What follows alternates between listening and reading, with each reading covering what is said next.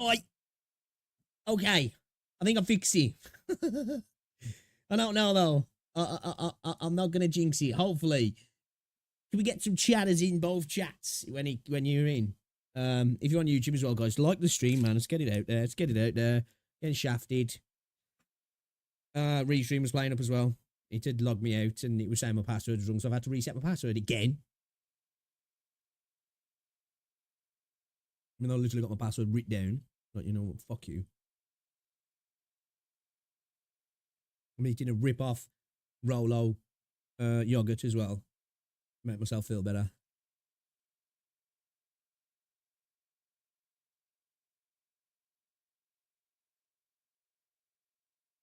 So yeah, we're back.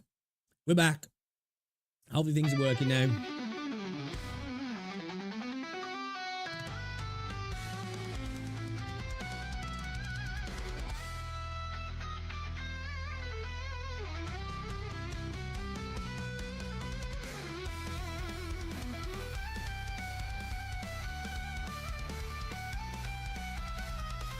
So I'm gonna have to try doing. I'm gonna have to try switching to like, because YouTube's got two ways of streaming. It's got like a permanent live thing, and it's got an event live thing. You know, I'm gonna have to try to maybe switching over to the permanent one and seeing if that works better.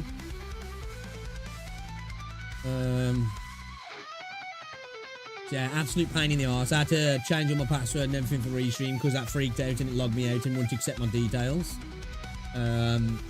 Chat relay seems to be working now. YouTube's coming up. Yeah, what's going on, Tanaka? Let me know in Twitch as well, guys. Does anybody in Twitch say hi to see if the restream relay chat relay's working? Yeah. When we'll actually play any games, I'll be playing some games. I want to do some reactions on that first. I'd have probably been closer to playing the games now if it weren't for the fucking internet.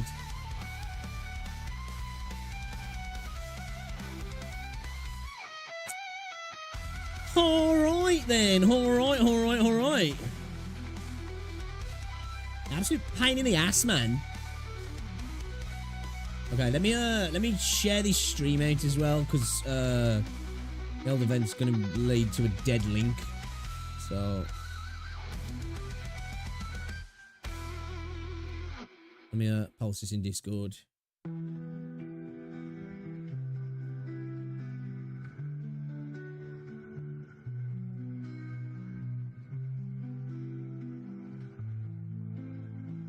Here's the shits. Here's the shit. You gotta love it, ain't ya? Gotta love it, you know?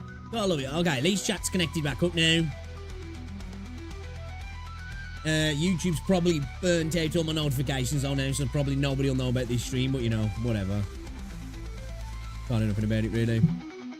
No point worrying too much.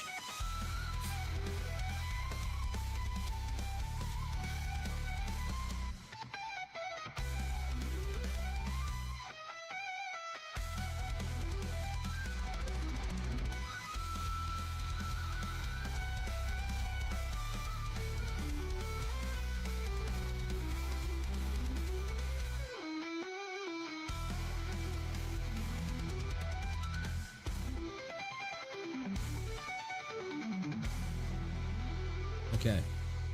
Alright. Alright. Okie dokie. I think we're good. Have to roll with it. We'll have to roll with it. We'll do it live. Fuck it. We'll do it live, right? Jesus.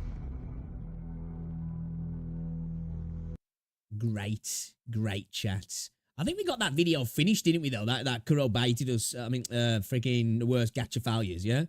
We actually got to the end of that, right? I think we got to the end of that. So I think everything's working now.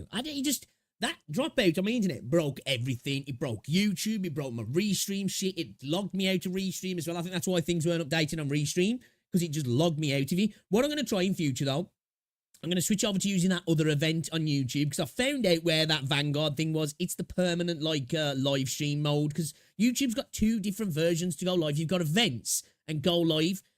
I wasn't sure. I thought they'd faded out the go live bit, like, and events was the way to create streams now. Because it is, because, like, if you go onto YouTube and you click live here and you go live, you know, it'll take you straight to this page here where you schedule a stream.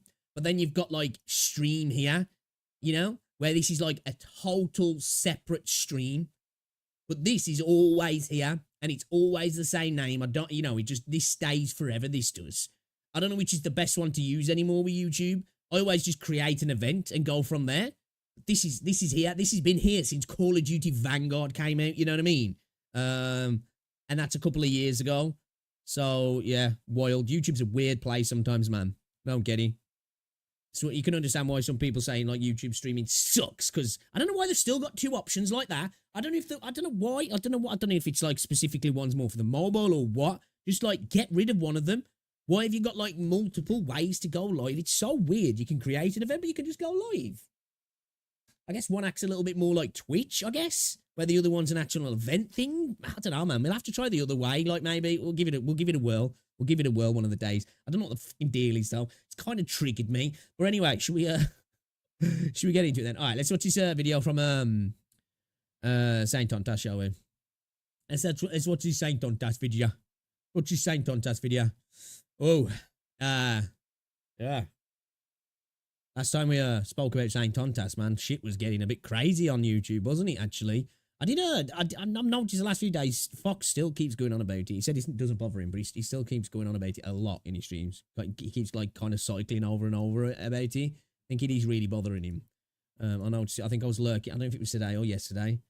Like I came into his stream and he was talking about it, and I left, and then I came back like 40 minutes later, and dude was still talking about it, but just like in a different vein. It was like it keeps coming back to the videos that have been made. It's just like, just drop it now, man. It's best to just drop it, You took a bruising, just forget it, Whatever you think about it, just forget it. It was one of those, you got into a scrap. You got a black eye. There's no point keep shouting, fuck you, from across the room. You know what I mean? And just drop it, man. I just drop it. Anyway, all right, let's check out this video from Saint, shall we? Kuro baited us with Camellia. What's he on about here then? Drop a preemptive like, let's get into the video.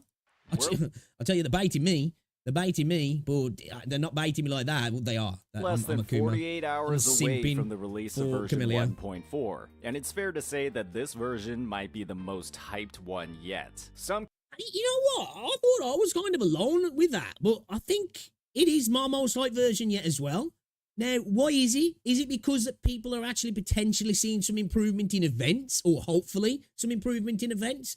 We've potentially got something that we don't know yet, but we're thinking it's new endgame. Elusive Realm's back. We're getting something else as well that could potentially be endgame, but is it actually going to be endgame? Is it going to be something that we're just completing? It's like, well, that's done, because there's the event rewards and then the permanent rewards. Is it going to reset? Is it going to change? I'm hoping it is. I'm hoping it's going to kind of relate to different characters each time as well. We don't know yet. I'm kind of just pulling this all out my ass, but hopefully, and I think that's what's got me hyped as well. It looks better on the event side of things. Even though it doesn't look like we're getting any major updates in regards to, obviously we're getting no new areas, and I don't think we're getting any main story. We could be via the event, I don't know, but yeah, I'm really hyped about it anyway. You could say it's due to the return of a very popular and highly requested game mode like the Elusive Realm. Yep. But most will recognize that a majority of this hype is driven by something else. Her. Kuro's been cooking Camellia and her release since the very launch of the game, planting a seed in our— Yo, this is why I think Scar and Frovlova have to happen, right? They have to happen. And I feel like when they do, it's going to be massive. Minds and hearts with her appearance across trailers, gameplay, and major plot points in the story. Or at least massive in the WuWa community. And now, that seed has blossomed into one of the most multi-dimensional and nuanced characters in the game. Many viewed Camellia— I'm going to say something here that people will get triggered about, because they always do whenever I mention this regarding the story and stuff. She is, so far, she definitely seems a lot more interesting, but as soon as I saw that the melody that she hums is connected to the rover, I was like, yeah, fucking couldn't just do it, could ya? You couldn't stray away and attack. Could that have been somebody else? It'd have been cool, I don't know, if it was attached to Calcharo, maybe. I had no reason why, it would have been cool. I get it, people it's the MC, everything has to center around the MC. It doesn't. Some of the best stories, everything doesn't focus on the MC. There's a bigger world, there's other things going on. I know they're incredibly important, but that pause is super sus, my bad. But yeah, I really wish they'd have been a little bit more risky in that and just not gone down that route. And it just makes her less, less interesting, less nuanced, in my opinion. She becomes just another character that's like, well, her story is the Rover's story, basically. As nothing more than gooner bait. There were countless individuals across the player base who couldn't see past the innuendos present across her trailers and cutscenes, and reduced her character to another Rover simp that was doomed to repeat the same exact storytelling beats we experienced. So far, though, I feel like she is going to be kind of like another Rover simp, but just in a different way. You know what I mean? She's simping for the Rover's power, because we know that she wants to bring more powerful people into the Black Shores, but does she need to bring Rover into the Black Shores? Because Rover kind of is the Black Shores, isn't she? Or he? And it's like, I still feel like it's kind of simping. It's just a different form of simping, really. Experience with characters like Shorekeeper and Jinsei. But the fact of the matter is that Camellia and Kuro have beaten all of. I feel like Jinsei's was a little bit more interesting and nuanced, in my opinion. It was less that Jinsei was simping for Rover, that Jinsei was simping for a people. That's what was important to her. It's just that Rover was a vehicle to allow her to get the duel on with Juhei and make the decision as the arbiter, wasn't he? I feel like that was way less of that sort of story. But I feel like Shorekeepers definitely was. Hey, we haven't seen it yet, you know. I'm maybe like jumping the gun, and I'll absolutely love it. And hopefully I do. But I feel like I hope we don't go, you know, we're 6 resonators deep from here, and it is like, well, another character that's just absolutely attached to Rover in some form or another. Those allegations completely. With the recent release of her heavily story-driven Resonator showcase, it's clear that Kuro knows exactly what they're doing when it comes to character development and world building. The hype for Camellia has only grown more and more. See, I don't know, man. Like, I think they know what they're doing world building. And I think character development with some of the characters has been great. The Rover's character development for me, development is very uninteresting. The Rover themselves as a character is super boring. Now, they're a cool plot device and what they are is interesting, but the Rover as a character, and I know it's a self-insert basically, but like they're not really developing as a character at all, in my opinion. They're just bumbling along, being perfect at everything, aren't they? As they remember, oh yeah, I was the super cool person here before, wasn't I? Oh yeah, I was that other super cool person. Oh yeah, don't worry, I'll run the army for you. And yeah, man, I want somebody else to take the lead a little bit. And her full reveal was one of the most masterful bait and switches we've seen in the industry. And today we'll be taking the time to break down what Kuro did to make it happen. Subverting a player's expectations is one of the best ways to capture their interest, as long as you do it right. And that's what I mean. If you're gonna go down the route of the subverting expectations, you've got to do it right, because it can be one of the most annoying tropes. Where it's just like bait and switch at the end. Ha! You thought it was going to go this way, but actually we've just destroyed everything because we went the opposite way.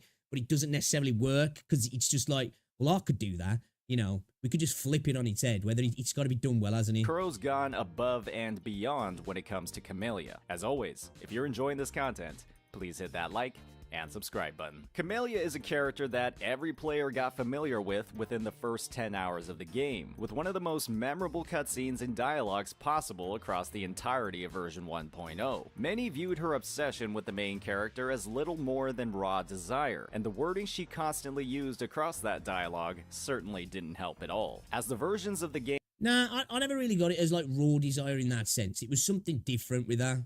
But it kind of is that at the same time. It's just, she doesn't desire the Rover. She desires what the Rover is and what the Rover's capable of, which I guess you could say she desires the Rover in a way, doesn't she? Game progressed from 1.1 to 1.3, and we situated ourselves with more and more characters like Jinsei, Chong-Li, and Shorekeeper, who had plenty of romantic undertones built into their involvement in main story quests or their personal companion stories. Many viewed.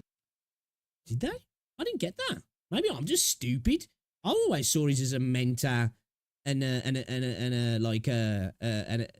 you know, a mentor to their protege, so to speak. That's what it felt like with Chang-Li and Jinsei. I didn't really get any like sexual desire undertones. those previous interactions with Camellia under the same light. That crazy, obsessed lover trope was the prevailing impression she left across some of the player base, and what that meant was that the community was starting to believe that the Wuthering Waves story and its limited characters were nothing more than vehicles to deliver a huge volume of glazing to the MC, and in turn, the player. Then Kuro started dropping teasers, So far, there have been, though, haven't they? Let's be honest. I think they have. Really. trailers, and shows. You know, nobody ever, like, the only person who's shown that is Scar, really, who's interacted with the rover, and it's kind of been in a different way.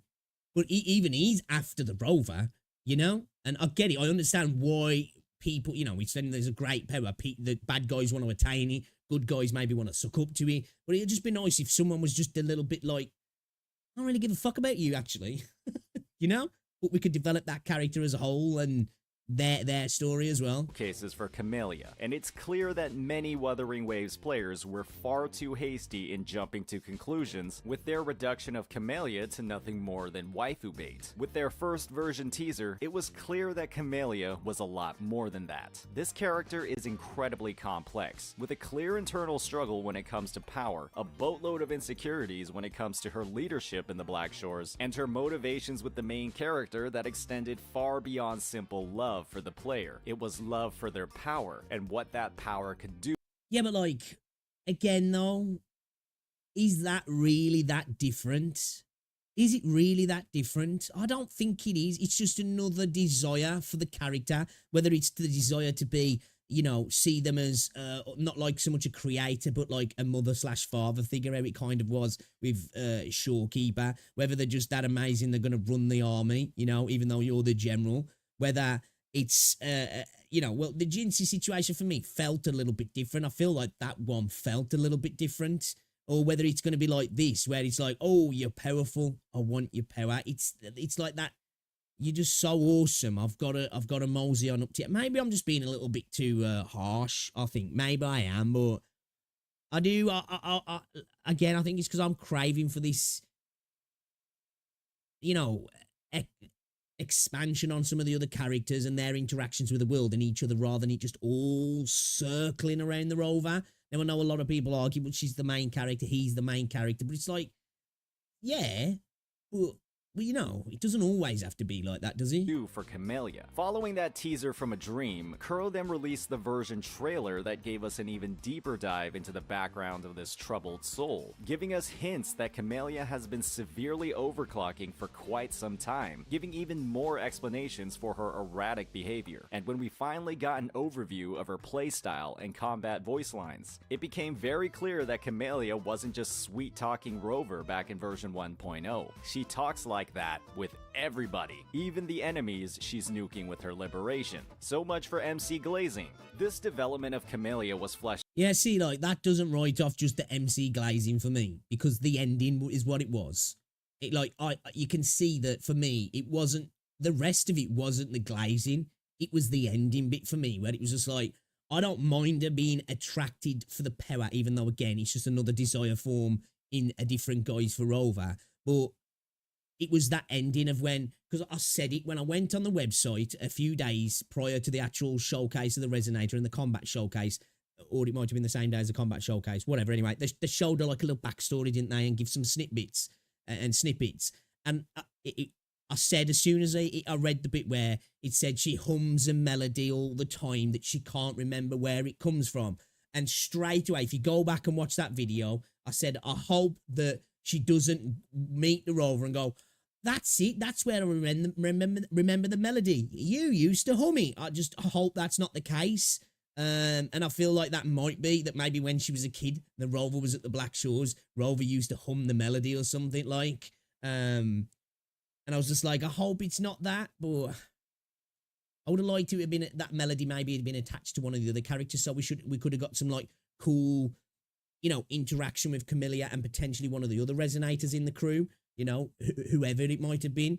You know, maybe it was like one of the other Black Shores characters, or just some, like, you know, Cal Charrow, whatever. Or just another character entirely. and it was almost like a bit of foreshadowing to a future Resonator. That would have been cool. Out even further with the release of her official Resonator showcase, and this reveal cemented her as one of the most complex and nuanced characters in the game. Camellia comes off as an absolute villain across the entirety of this cinematic, constantly insulting her opponents, begging her adversaries to slay her, and even going so far as to unlock a second boss phase after one exile fulfills her wishes. She looks evil, and that portrayal is juxtaposed by the fact that she's a leader of the Black Shores, the organization that is, quite literally, trying to save the world. And when you factor in the background that Camellia is the primary trainer of new recruits, that gave even more depth to all of her witty commentary and advice she's spouting off to these. See, like, for me, I suppose maybe it does, but it gives a little bit more depth to the Black Shores themselves, really, because it makes me think, okay, you've got an organization that wants to save the world, but's willing to do it at all costs.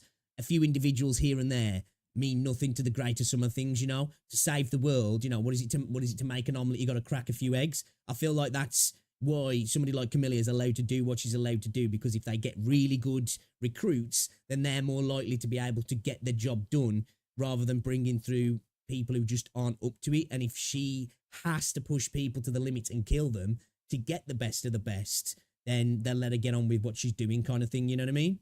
Trainees. Camellia doesn't have some absurd romantic desire for Rover. She has a baseline desire for power, and she expressed... See, like, I don't think there was a romantic desire from Shorekeeper either, in my opinion. There's some of the voice lines that people shown that maybe it could allude to that. It felt more like a...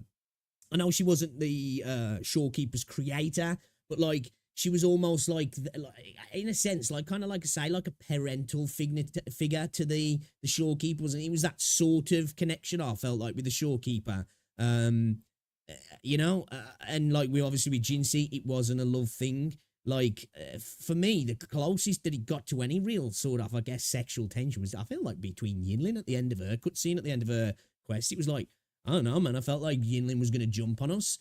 But that just feels in keeping with how Yinlin's character is.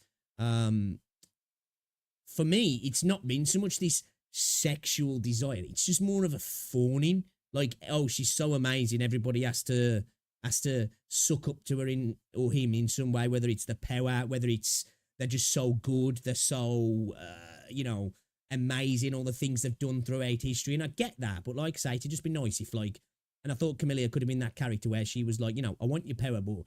And maybe she will be. Maybe she will be. But she doesn't really care for the Rover as an individual. That'd be... Hopefully they go down that route. This is that desire to every single character. Everybody is a potential seed, not just the MC. Players, unfortunately, jumped the gun when it came to their analysis of Camellia. They had, quite literally, one short interaction with her across 4 versions in 5 months of the game, and viewed that one interaction as a complete explanation for her character and motivations. They were simply wrong. When Camellia was absent across the entirety of version 1.3, the patch focused on the Black Shores, players viewed that as a missed opportunity to expand more on the lore and background of the organization, and the limited focus on characters other than Shorekeeper was one of the biggest critiques of the patch. But reflecting now, after all of these reveals, it's clear that Kuro wanted to keep any information about Camellia tucked away until the fruit was ripe, and what that's led to is one of the most hyped character releases in recent memory. It's fair to say that every limited character released thus far has felt like a hero or a savior. The esteemed General Jian or Mad Magistrate Jinsei are great characters with their own shortcomings, but they admittedly don't have the same level of spice as someone who's trying to save the world while struggling with their crippling addiction to power. There is an insane amount of depth to Camellia that's been brewing for over 5 months, and with all of the fantastic promotional material Kuro's dedicated to her, she's become the most complex and potentially most interesting character on the roster. A lot more. Again, that's what I feel like she could have been. And maybe she will. Obviously, we can't judge this until we play the story. You know, we'll know once we play the companion story of how complex she is. I just feel like when we got that melody bit at the end and then we saw the Rover, it was just like, I feel like you fumbled there. more than just waifu or gooner bait. One of the best parts of version 1.4 as a whole will be taking the time to find out how this happened. It's clear from one of the version trailer shots that Camellia wasn't always like this. There's a clear air of innocence in this younger portrayal of her character, and players are eager to discover what turned her hair red, what created this immense desire for power, and why her age is unknown. It's Well, imagine that was from overclocking, wasn't he? Well, where that happened, because it can cause mutations, can't it? Overclocking, and a hair change color is a mutation in itself, isn't it? And some resonators, it's kind of like mutants, isn't it? Their power awakens in different ways. Some can be unlocked by things that happen to them, and some can be like strong emotional states, can't it? Like could be joy, could be fear, could be anger. And, maybe hers came in at such a time that, that's when her power come forth, and it was in a state of needing power that made it happen, and maybe a power to save herself or somebody else. And then her resonance abilities and overclocking as put her in this state of always wanting more power because she thinks it'll, one, satiate her, but two, put her in a position of being able to save the world, to do what she needs to do. I feel like that's what's going to be the deal with Camellia, in my opinion. clear that becoming a bloom bearer, whatever that means, was the trigger for a lot of her transformations, and players have to look past some of those suggestive undertones to get a full... Well, isn't a bloom bearer one of the operatives for the Black Shores who goes out to recruit people? I think that's what a bloom bearer is. I could be wrong, but I think that's what it is, right? Or is it because she's a bloom bearer? Like, has there been references that to other people? Or is it literally because of the Camellia flower? And what's going on with her resonance abilities, potentially? view of how amazingly nuanced she really is. Camellia is a character that's the result of over 5 months of careful teasing, and Kuro has had many players do a complete 180 when it comes to their opinion of her as a character. And with the knowledge that she'll play a major role in the version's main event, focused on dreams, we're all but promised a detailed breakdown on who her character actually is, and Kuro's done a masterful job with piquing that interest. Those constant seed metaphors back from version 1.0 apply to more than Rover's potential as a member of the Black Shores. Looking back on it now, the introduction of Camellia was a seed that Kuro planted in players' minds. A seed that many thought was going to turn into another fruit of MC glazing. It's not like that. We got baited, and getting baited has never felt so good. I've said it once, and I'll say it again. Camellia is going to drain us of all our astrite, but for very different reasons than the ones we thought of in 1.0. The coffers are dry after Shorekeeper, and I'm certain that after version 1.4 story, you'll be wanting Camellia on your roster just as much as Camellia wants Rover's power. Good luck. As always, if you're enjoying this content, please hit that like and subscribe button. All right. I'm liking the points he's making in the video. I don't know if I necessarily agree that they have baited us. I, for one, never really took, like I said, this cutscene was hot that she was in, but it was more just because I like Camellia. It's always felt like she's, not necessarily after Rover, but she's after the essence that Rover represents, a power, a potential, all of these things, which is obviously a big part of a character in terms of she goes out to recruit people. So of course she's going to desire powerful people to recruit. She revels in that. She's hedonistic, isn't she? We see it when she fights that girl in the actual Resonator trailer. But I still don't know if it's been like a big switch and it's not going to kind of be the same thing that we've seen before, where it's like, it's just another character that's desiring the Rover in one way or another. I think maybe it's just, I think we're at a point in the game where I'd like to see a little bit of a different story, where it'd be cool to introduce a new character, and we get a really cool story, and there's no connection with Rover at all. It may be it intertwines with the actual story of the game, but it doesn't involve the Rover. We see their story, with somebody else, and I mean a new character as well. So we get introduced to a new character. It's like, man, that was a cool story, and then you go back to the normal story of the game. But I guess maybe I think I'm a little bit on my own in that, because, like I say, people didn't like those ideas when I was talking about it in my last few videos.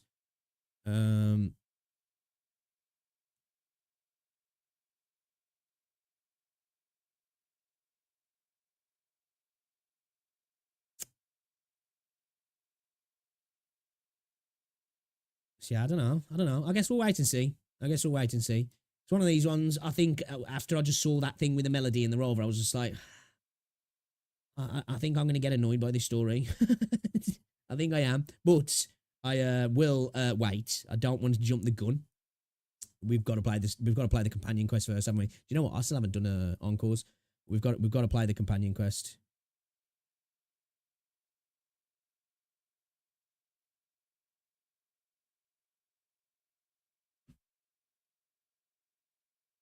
How's the stream running? Yo, what's going on, Charlie?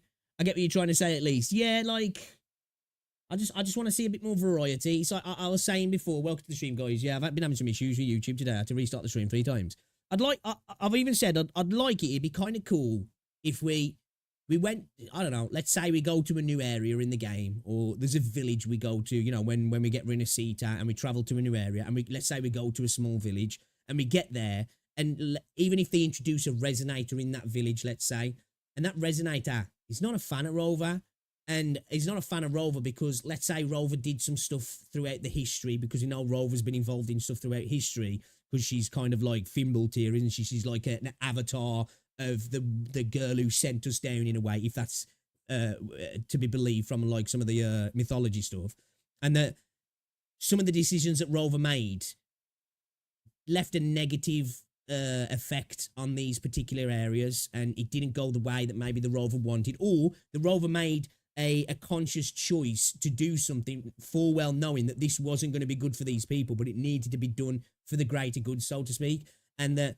these people don't really like the Rover. They're not fans of the Rover, and the new resonator that's introduced isn't either. I just like there to be a little bit of a juxtaposition with some of the resonators, where, because so far the only person we've seen is Scott, but even he kind of likes the Rover and wants the Rover to join him. I kind of just want to see a character who's like, I'm not a fan of you, I want to fight you, or I don't want nothing to do with you. I just like to see a little bit of that I would in the game, if I'm honest. It'll feel a little bit different, you know? Bit of variety. I'd see a bit of conflict. It's like I say, that was a cool thing in the closed beta test when Rover first absorbed the crown lease, and Shia pulled out a gun and was like ready to shoot the Rover. There was that like suspicion there. It's like, we don't know you. You've just done some shit. We don't know what's going on, and we don't trust you. Whereas like in the new version, straight away she did that, and everybody was like, ah, you know, you're amazing. Let's be best friends. Which might be good for everybody, but for me, just I think when you get like, you know, if we get another 10 characters deep and that's all we keep getting, which I don't think we will. I'm just saying, if we do, for me, I'll be a bit annoyed about it. You know what I mean? I want a more complex, nuanced character, because at the moment, the Rover as a plot device is interesting, but the Rover as a character is boring, isn't she, really? Or he? You know, they really are a self-insert. They're an avatar in itself, aren't they? And I think it'd be cool if Kuro, one of the patches, say like we get a new patch, and the entirety of the patch really doesn't follow Rover so much. Maybe he or she's kind of here and there now and again, but it's like, I don't know, I'm just going to pull some characters out.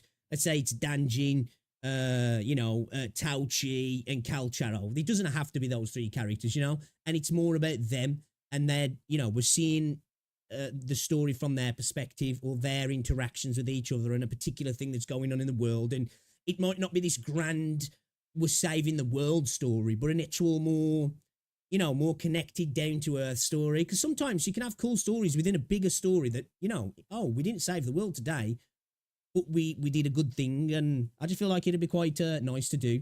Maybe I'm just expecting too much, man.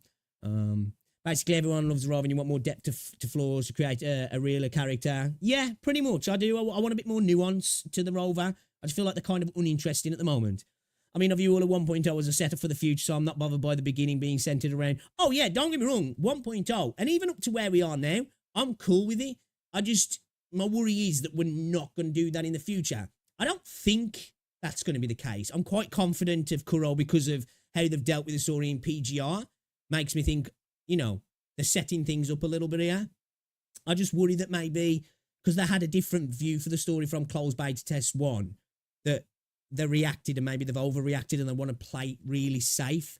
And I just hope they maybe try and take some risks, maybe. Well, I'm not pretending I'm good at creating stories. I just think sometimes, you know, some of the most interesting stories are where the protagonist's flawed or, you know, they're not the savior that we think they are, or, you know, they make mistakes and, you know what I mean? Which is kind of interesting. Well, I wouldn't be against it because at the end of the day, for me, the Wuthering Waves story is perfectly serviceable, and I'm still hyped for Camilla. She's my most hyped character, so still doesn't change that. I think it was just, you know, when because I think it was like it's like I'll show you why I think it got to me because it's like I created the story in my head, and then the video kind of like confirmed it, and I was like, this is pissing me off, and it's probably not right. Where is it? I think no, it's not this one, is it? Is it this one? No, it wasn't this one. Was it? Which one was it?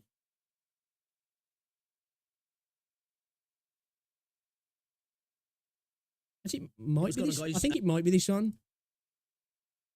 I hate hearing myself. Yeah, it was this video.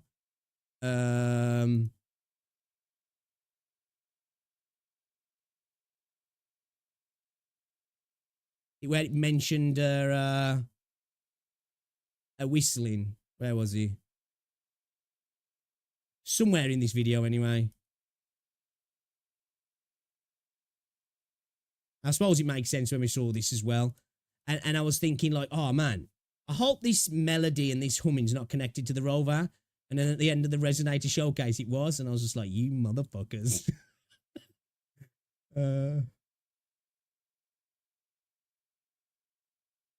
But we will see. We will see. I'm not going to jump the gun until it happens because, like I say, it might come out and it might be absolutely fire, hadn't It might be really good. And I hope it is anyway because I want the game to be great. I'm not one of the... Because I think sometimes some people hope slip-ups so they can make a I told you so video. I don't want to be right. I want to be wrong. And I think I probably will be as well. I've got confidence in Kuro.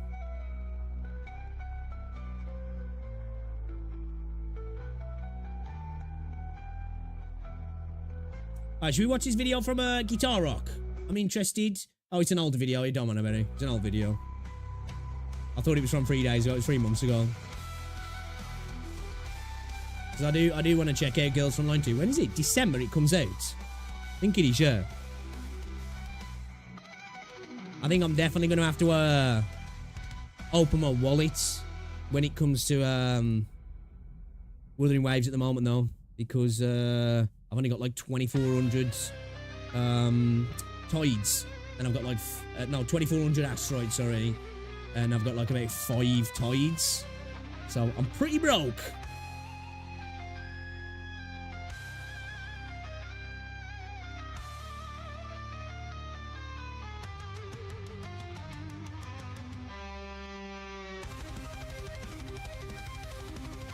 Yeah, YouTube's annoying me today, though. I don't know why it's doing what it's doing. At least it's working now, though. I'm going to have to try using the old live setup instead of using the events and seeing if that fixes it.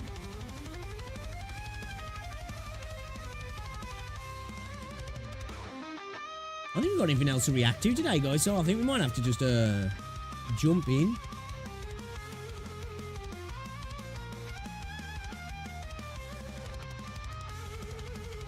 Yeah, we might have to do a waifu tier list soon. Not an actual character tier list, but just the waifu husbando tier list. I tell you already, man, Jinxie's going to be at the top of that shit. He's by far my favourite. Lumi's creeping up my list of good-looking characters, though.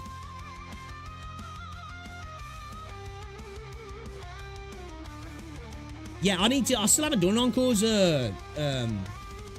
companion quest. I'm slipping.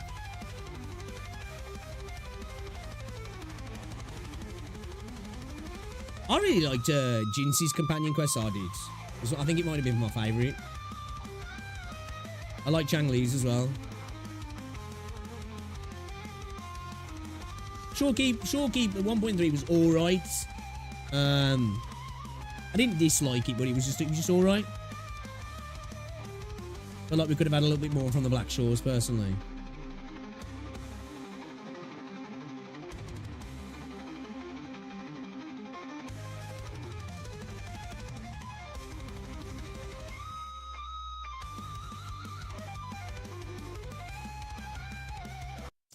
First time reaction less than an hour. Something bound to happen this century. I did really enjoy it. Oh, sorry, I've read that. I'm chilling on 3K asteroids right now. About to open up wallet and drop a couple of hundred. Gonna max Camellia. That's your aim, is he? Okay, fair. Yeah, I think I'm gonna try not to spend Connor, too much. I know I'm gonna have to though, because I do want to get her. I've got no guarantee at the minute as well, so you know we know what could happen. 1.4 is just a few.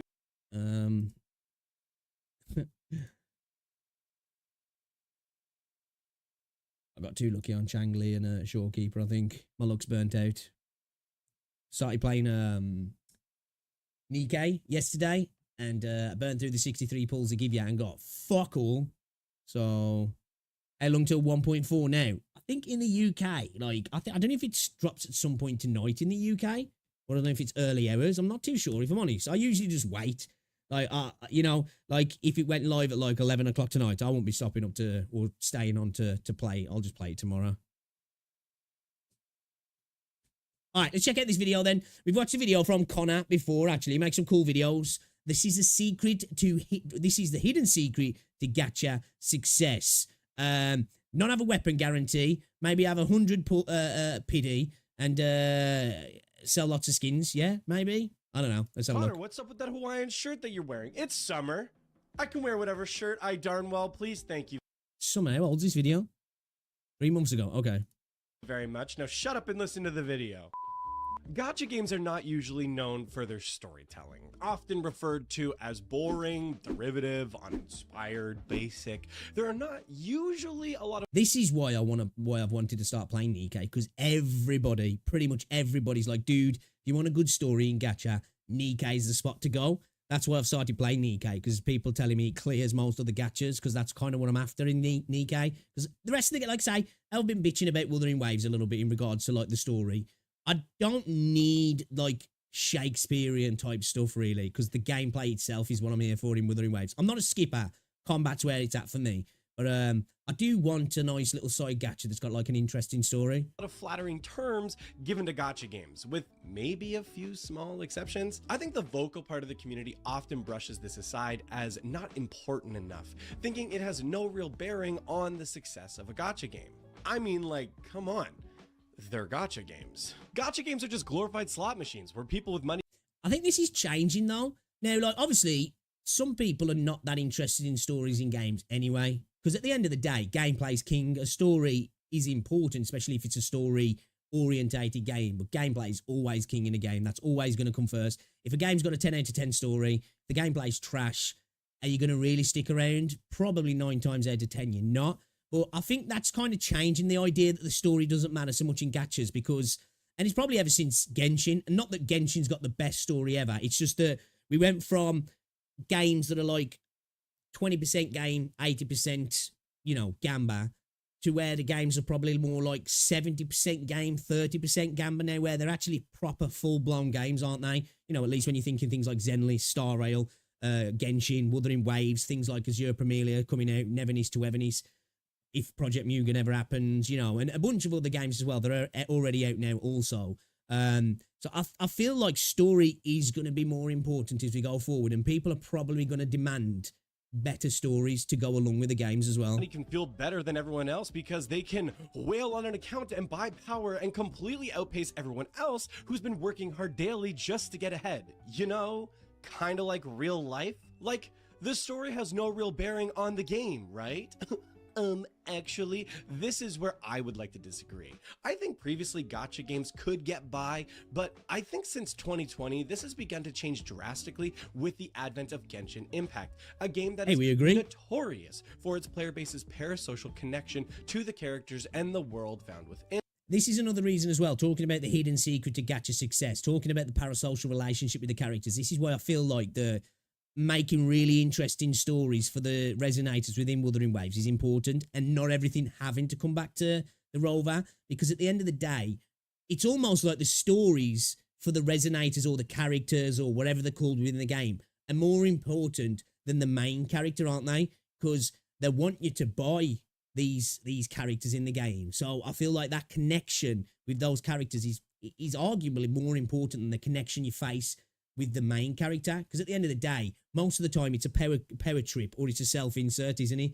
You know, that's kind of the two ways they do it in gacha gaming. So like the cast of characters around you and their stories are super important. In it, I think the average player has started to expect more out of their gacha games, and not simply just as a resource simulator where they can watch the big damage number get even bigger by swiping their credit card. With more and more gacha games coming into the market, I think the story and world building of a game is where the future of many of these games lies. An emotional attachment to the characters and world found within it will be the deciding factor for it. I don't know if it's necessarily the future will lie for all of them, and I know he's not saying that, but I do agree that especially for these big open world games, I feel like that's going to be more important. End of the day though, gameplay is king. That's always going to be the number one reason. Make a good game with good gameplay, the good minute-to-minute gameplay, and then bring in characters and enhance that gameplay will always be the number one. But if you've got some cool stories that go along with it, make you not want to skip, then that's obviously a bonus, isn't it? For these players, and I'm going to show you why that is. Now, just as a disclaimer, to get ahead of the comments, of course, gameplay matters. I'm not going to repeat this sentence over and over again throughout this video, but no, everything else that we're going to talk about is under the assumption that the game itself has a solid core gameplay loop. Gameplay is king. But when you have two competing games with solid gameplay, what's going to be the tiebreaker? An emotional attachment. True that. And big titties and a good pity system as well, probably. You know? Just saying, it's definitely in there. Gacha games are a really unique genre because it's not a traditional genre built around a certain kind of gameplay, but a kind of monetization model. This often leads to various kinds of gacha. I feel like, though, most gacha games tend to fall into some guise of RPG gameplay loop, don't they? Whether it's turn-based, action, or a strategic sort of tile-based type game. You know, obviously there's games that like are not like that, but I feel like most of them kind of feel like variations on JRPGs, if you will. For me at least, anyway. For the ones I've played, anyway. Like, you know, if you took away the gacha and took it back 15 years and it was on PlayStation, I'd be like, you know what, this is a pretty dope JRPG, actually. Obviously, if you took away the gacha, though, there'd be 70% less fun because we're all here for the gamba and the waifus, aren't we? Games getting released in terms of overall playstyle, from 8-bit side scrollers to 3D open worlds like Genshin, or a third-person shooter and marriage simulator like Snowbreak Containment Zone. True. What a weird string of words that I never thought would ever come out of my mouth, but yet here we are. Bro, for real, I swear, ever since I've been playing, I play games all my life, right? And I find myself saying a bunch of wild shit over my lifetime, whether it's in-game or talking about games. But playing gacha games, there's so many sentences that I've strung together. And then at the end of that sentence, I've just been like, yeah, this is coming out of my mouth right now. This is where I'm at in life, man. I just said that. And I'm doing this with my time as well. And the third factor that separates them is the story. Now, what do I mean by story? I'm using story in a more general sense, but I'm referring to three major components. One, the characters. Two, the world building and lore. And three, the in-game narrative. And while I think most companies get at least one of these things right, I think they pretty much get the rest of them wrong. Let's go over the importance of each of these parts in the context of gacha games. Characters is pretty self-explanatory, and I think what most developers actually often get right. Tons of money is put into the designing and marketing of the characters for these games, because in gacha, characters are often what get people to download it and give the game a try. If you have poorly designed characters, then even if a game looks good and the gameplay looks solid, I can guarantee you that most people will not even download it to give it a shot. Personally, I didn't really vibe with the style of Reverse 1999 or Limbus Company, and while that's fair. I can understand that with both of those games, although I kind of vibe with the art style of both games, if I'm honest. Because like Limbus Company is a lot more dark, isn't it? And the kind of sexy waifu vibe is totally not there in that game. It's kind of there in Reverse, but it's done in obviously a different context. The game's got a bit more of a conservative contemporary vibe, hasn't it, rather than this like fantasy waifu Eastern vibe, if you will. While I acknowledge that's a subjective taste in art style, I didn't really want to try Reverse 1999 or go. Rock, paper, scissors is basically the oldest gacha. If you lost, you went first. Go back to Limbus Company after trying it. But after someone is hooked on the look of a game and the design of the characters, what comes next is the environment they exist in and the story surrounding them. That deepens the connection to the characters. Now, some people would say that it's the fan-made adult spicy content that drives the popularity of these characters. I would disagree. I'm sorry, mass-generated AI slop is only going to get you so far in terms of character excitement. Now, I agree with that as well. Like, not even just in that regards. Like, fan service is good from time to time, but for me, I prefer a good character rather than this. Like, okay, this character's got to be ultra sexy, super skimpy clothes. You know, we've got to have we've got to have skins for it where they're literally wearing a bikini. And I'm not against those sorts of skins, but like, I just want a character to look cool. That's why, like, my favorite looking character in Wuthering Waves at the minute is Jinsei. You know what I mean? And one of my favorite, if not my favorite looking character in Genshin was Noel. You know, like, I like that sort of like regal, dignified, you know, like battle maiden kind of character I do. I think it's badass, you know, but I'm not averse to like a Chang Li or like a character from something like Nikke. You know, like, Christ, I've played Cat Fantasy, you know, that gets a little bit degenerate. Snowbreak, the same. And I'm not against that stuff, but yeah, man, I think, like, you know, when it comes to Wuthering Waves, things like PGR, Zenly Zone Zero, Star L, they've got some of the coolest characters in the space. World building Aether is what Gazer's also got some helps cool characters give as that well. character their substance. It's what makes prefer the Crazy. stories and the events that the characters have been through have any kind of grounding or make it matter in any way. It also lays the groundwork for players to ask more questions and create a desire to want to know more about the world. Most games don't bother with the world building of a major AAA game, like something from FromSoft with the Dark Souls or Bloodborne series games. While definitely not told in a traditional linear manner by any means, the world building for those series is absolutely on point. It is so meticulously crafted down to the random mob enemies for why they are designed in a specific way and why they are located in the area that they are. It is crazy. It's the reason why people like... See, like, I think this is maybe why I'm a little bit more harsh when it regards to what I said about in the end of the Resonator showcase for Camellia, how it came back to the rover again. Because I am a big fan of like lore and world building, and I like the worlds to feel real themselves. And obviously it's fantasy, but I don't want everything to revolve around the one character. I want it to feel like this is a fleshed out world and there's other things going on in it. This just happens to be one of the stories of the history of the world. And I think when you rotate everything around one singular character, you lose a bit of that. And it's fine to have stories like that. It's just personally for me, you know, somebody who's a massive fan of like Tolkien's works, beyond Lord of the Rings, you know, into things like the Silmarillion and the world building and the history and the religious aspects and the creationism in it and, you know, the different historical aspects of the world. And I like it when it's told in different ways. Sometimes you get it told as if you're literally watching the world yourself and you can understand the history as if you were there. And then you've got it told in different ways, like something like Warhammer 40k, where it's broken and it's told in a way as how we understand our own history, where we can allude to certain things that happened, but we don't really quite know what happened. We just know something happened at this particular time and it created a bunch of other stuff to happen. And it's almost like a mythological kind of history. I love that sort of stuff as well, bro. I love a good bit of world building and lore, I do. Vidya can make a 10-year career telling the hidden stories and the analysis of these games in such a cinematic and impactful way, because the lore is crazy.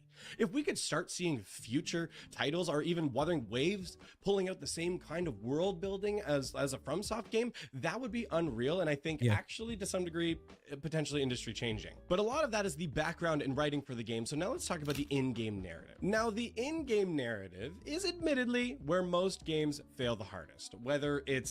I think probably from a Western point, I think sometimes a lot of stuff gets lost in translation as well, which can affect the in-game narrative, can't it? Genshin Impact, Honkai Star Rail, or otherwise, I think it's really difficult to tell a story on a mobile medium with technical limitations. Do I think this is an excuse for some of the games making the ridiculous amounts of money that they are to have a half-assed story? No, it's absolutely not. I get how historically at least it was tough, but now less so. Like, as much as things have changed for Kuro Games now, I totally understand that they were a smaller company when releasing Punishing Gray Raven, so they opted for a light novel method of storytelling, which saves a lot of time and money. But someone like me has a really hard time with light novels, and personally, I'm not much of a light novel guy. But beyond that, even games where it is still voiced, often they still run into similar issues. Excessive yapping or completely unvoiced important world quests. Like, there are some crazy world quests in Wuthering Waves that 100% should be voiced, but they don't take the time to do that. I think most games have really failed in their storytelling in this way. But that sort of stuff I can kind of understand though, because it's an incredibly expensive and time-consuming thing, isn't it, to get voice lines done for a lot of stuff as well. Unless you kind of want to go down the route of having like a Fallout vibe from back in the day, where like you're like, I'm sure I've heard this dude before, and there's like one dude playing 52 fucking characters in the game, which, you know, wasn't a problem back then so much, but now I feel like it maybe would be, where you're like, you know, this is the same guy I just spoke to, you know what I mean? It's like seeing the same NPC multiple times in the same small area. So like, I can understand the limitations when it comes to voice acting. Now, don't get me wrong, I'd love every single bit of text in a game to be voiced, if I'm honest. Not that I'm averse to reading, but I just would like that.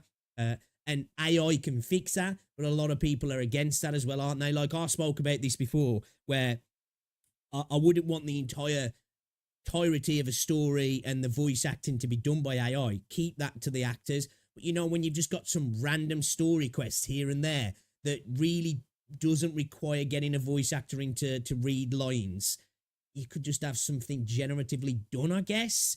But I think I'm in quite the minority with that, because a lot of people are like, no, that's bad, like, you know, that's costing people's jobs. But it's like, if it's not going to be voiced anyway, is it really costing someone their job? But actually, I think there's one game recently that personally kind of nailed it, and that's Zenless Zone Zero. Now, wait. Before you pull out your pitchforks, I'm not gonna say it's the most original or most unique story of all time. It's good though. I like it, man. The world building for it is really good, and beyond that, in the way at which the story is told, is actually kind of awesome. There's a combination of. I love the fact that it's not too tropey as well. That like, we are just the proxies. We're just kind of like, we're just, you know, we're good at what we do. We've got this AI that's allowed us to be better at what we do, and that's kind of it. And we're interacting with the actual powerful people within the world, instead of us being like this special person that has to lead the team because, you know, this is just how it is in this military setup, because we've created, like, I don't know, like how it is in Nikke or PGR, or like you know, Aether or, you know, Snowbreak Containment Zone, because they're all kind of the similar sort of thing. You've got where you have to, a human has to run the squad basically for whatever reason, for these to operate how they operate, where in Zenless it does feel a little bit different, and the world itself is, I'm not going to say it's unique, but I don't know, man. I really like the premise and the whole setup and the aesthetic and the whole design of Zenless Zone Zero. I do. Of in-game voice dialogue, pre-rendered action-packed sequences, and the awesome cutscenes, clear everything as well, that really keep the game fresh. We're just gonna ignore the TV section for now. We'll talk about that in a later video, but like, we're moving on. Oh man, I'm a TV system enjoyer, you know. Other mediums really helps avoid the issue of excess bad way to tell the story, bro. Like in Hoyo versus other games, Honkai Star Rail, I really loved the Penacony story, but there are portions of that in the core quest that is just the absolute yappening. It is absolute yapageddon, where the characters are literally just standing around in a circle, just I think a lot of the games suffer from this. Now, I don't know, is this a translation thing or what? But like, one point I had a lot of that in Wuthering Waves as well, and where it was just like, what are we talking about here, man? Just get on with it. Shut up. Constantly talking for like hours. Like, I know they're trying to do a lot of world building and bring you into it, but like, I don't know. I still feel like it could have been done better, and I think Zenless Zone Zero is kind of some evidence for that. The whole point I'm trying to make here is the way that you are telling the story in the game matters just as much as the content you are conveying within that story in the game. Or, you know what? Just ignore everything I'm saying and butcher it, like Genshin Impact did, and give careers to a bunch of lore crafters on YouTube. Shoutouts to Ashikai and Island X. Yeah, man. Paimon ruined the way the story was told in Genshin for me. I guess. Now, I think crafting a powerful story, hitting those three pillars, is going to be game-changing for, well, these games, and I think it's going to allow them to really push themselves to the next level. And I think that is borne out in the evidence. I mean, let's take a look at a few examples. I know some of you are thinking, Connor's just making all this up. He's just pulling information out of his ass. Maybe a little bit, but I mean, I think I got a point. What better area, though, to look at some evidence than in the Gacha Spending Report? This video's been sponsored we're getting some PvP here, are we? by Sensor Tower. I'm just kidding. That would be a fun integration, though. I mean, I don't know who runs that website. I don't know.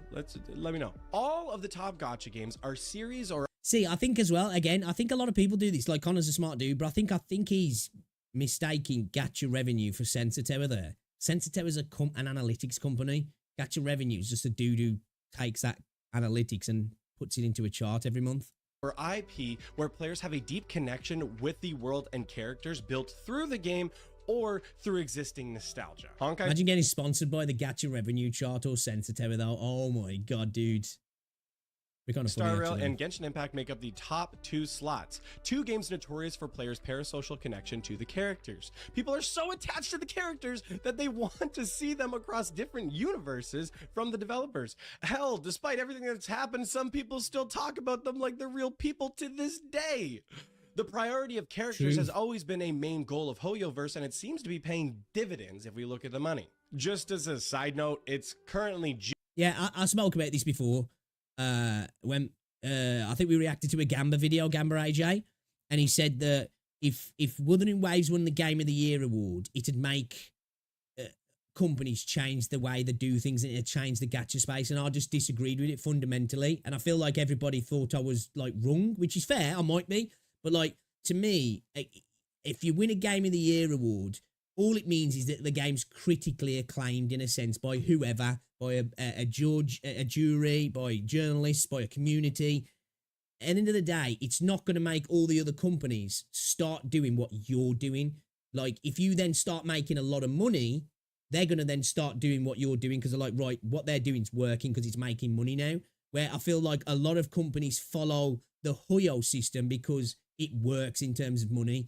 They're not following what Huyo do because it's just the better way to do things. It's just business savvy, a savvy way to do things, isn't it? If you're in business and some dude rocks up next to you and starts selling whatever, but he's making no money, you're not all of a sudden go, actually, the customer really likes that, I'm going to start selling it. If they start selling it and then they start actually getting some custom, you're going to be like, well, we've got to start doing that now. Getting an award really doesn't change that in essence, does it really? June, so the report for Zenless Zone Zero hasn't launched yet, but for this one, I'm sure in July we're going to see it up there as well. Wuthering Waves, as of right now, is in 3rd place, a game that pre 1.1 I actually had some concerns. Whoa. Things have changed. Things have changed, buddy. With in terms of their world building, but I think Jinshi and Chang Li's story quest have proven that the game is moving in a good direction with its characters and world building and making people more interested in the game. And look, it's bearing out in the numbers again. Love and Deep Space is absolute Coomer bait that is heavily character driven for people to live out their wildest fantasies with hot men. For real, many of the women I know are extremely thirsty for this game. It's ridiculous. See, I'm surrounded by the wrong kind of women because most women I know don't even play games. But yeah, man, it shows that girls can be Kumas too, right? Love and Deep Space does. Really does. Basically, you don't want a Jesus suddenly drop in the world and everything that happened relates to this character, this massive cornfield all started because MC bought the seeds and give it to the poor man. Not because the poor people literally find their own way to survive naturally. Yes, that's a good analogy, actually. That is actually, I like that analogy. I agree with that. Yeah, it's far more interesting. And I'm not saying that can't happen now and again, but it's definitely far more interesting than latter, isn't he? And, you know, he can still have a really interesting, powerful character. They don't have to be literally bouncing around everywhere being like, I solved this, I solved that, I'm so amazing, look at me, you know? I don't know what that was, but you know what I mean? Yo, what's going on, Joe? How's it going, buddy? Welcome to the stream, man. Long time no see, man. How's things, dude? You good? Ridiculous. And then we have good to see ya. Naruto and Dragon Ball Legends, 2 beloved IPs that have such nostalgia attached to them that of course they have the support that they do. And while nostalgia does not carry games, we've seen other games fall through, it's definitely still a major component in people at least giving these games a shot. While this alone is not the end-all be-all point. You know, I think a perfect example, mentioning Dragon Ball Z, don't get me wrong, love Goku. But like, there's a reason why people love Vegeta as well, don't they? You know what I mean? Because, like, he's flawed, isn't he? And it makes him so much more interesting than Goku himself. Like, don't get me wrong, Goku's the guy, you know? And Goku's, like, the, you know, He's the main character. He's always taking things to a next level. And the Super Saiyan initial transformation is still one of the best things I've ever seen. The Frieza saga, the Cell saga. But almost the Cell saga became a bit more interesting because Gohan took the reins, didn't he? And it was like, whoa, wait a minute. This wasn't supposed to happen. But like Vegeta's just so interesting because like he's so flawed. All he ever wants to do is, he starts off a bad guy who's just all about himself and power. And then we see this change of him, still wanting power and to compete with Kakarot. And then, like him slowly starting to become somebody who fights for something more than just himself. And then he gets with Bulma, but never really shows warmth to her. And then Beerus hits her. And then you see Vegeta actually for a split second go more powerful than Goku. And he's just like, it was such a cool character development because it was like, oh, here's somebody who's like gone through so many things rather than just being boom, popped out perfect and he stayed perfect. It's way more interesting, that journey is. I think it goes to show that beloved series and games, whether through existing connection or in-game world building, goes a really long way in building player retention and investment into the games. Of course, like I said at the beginning of the video, gameplay is still king. If you don't have solid gameplay, of course, people are still going to fall away, even if they may like some of the characters. But I still think the story and connection is a major component, and I think something that a lot of games still aren't quite investing enough time into. But maybe we'll see some kind of change. Maybe Never to Everness or some of these other recent games with like Azure Premilia are going to have some other changes to them, and we'll be surprised by what comes of it. Now, I'm not trying to completely discount all the games that are currently on the market. I think some of these games do have some pretty interesting stories, but it's not always told in the best way. Like, for example, I do still really like the Honkai Star Rail story, despite some of the excessive yapping that takes place in some of the chapters. Yeah, Star Rail has got a good story. What I'm really hoping for as a result is that we can start seeing it's a little more bit convoluted games bring sometimes. forward more compelling storytelling. One of my favorite story-based games ever is The Last of Us. That shit made me cry in like 7 minutes. And if we... Yeah, Last of Us for me, Mass Effect 2, Metal Gear Solid, Dragon Age Origins.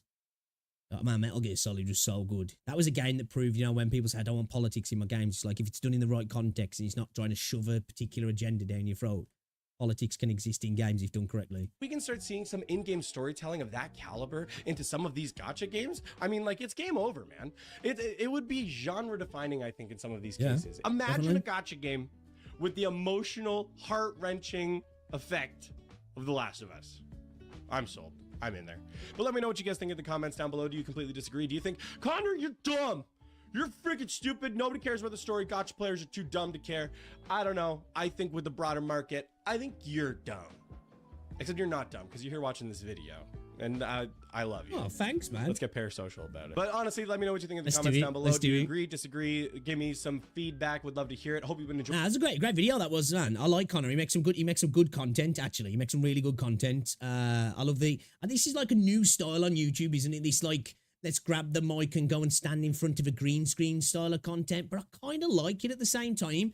I agree with a lot of what he said there. Dude was spitting. Dude was definitely spitting. Yeah, guys, you should check out Connor. He makes some good content. What's this here? Goodbye for now. Has he stopped making content or something? Let me just check. Okay. That was 2 months ago. Okay, it was. All right, let me just quickly check this. What is this? So I'm going to try to avoid the classic YouTubery BS that often happens in videos like this. I don't exactly know what I'm titling the video, but whatever it is, it's not clickbait. I am taking a bit of a break. As some of you have probably seen, I've been really changing the direction of the channel and working on this new style of content, this more kind of I just clocked as well. Apparently I've watched this video. I don't remember watching this video though, unless it just like played on a playlist one day. Conversational pseudo essay talking head kind of content, and I've really been enjoying it.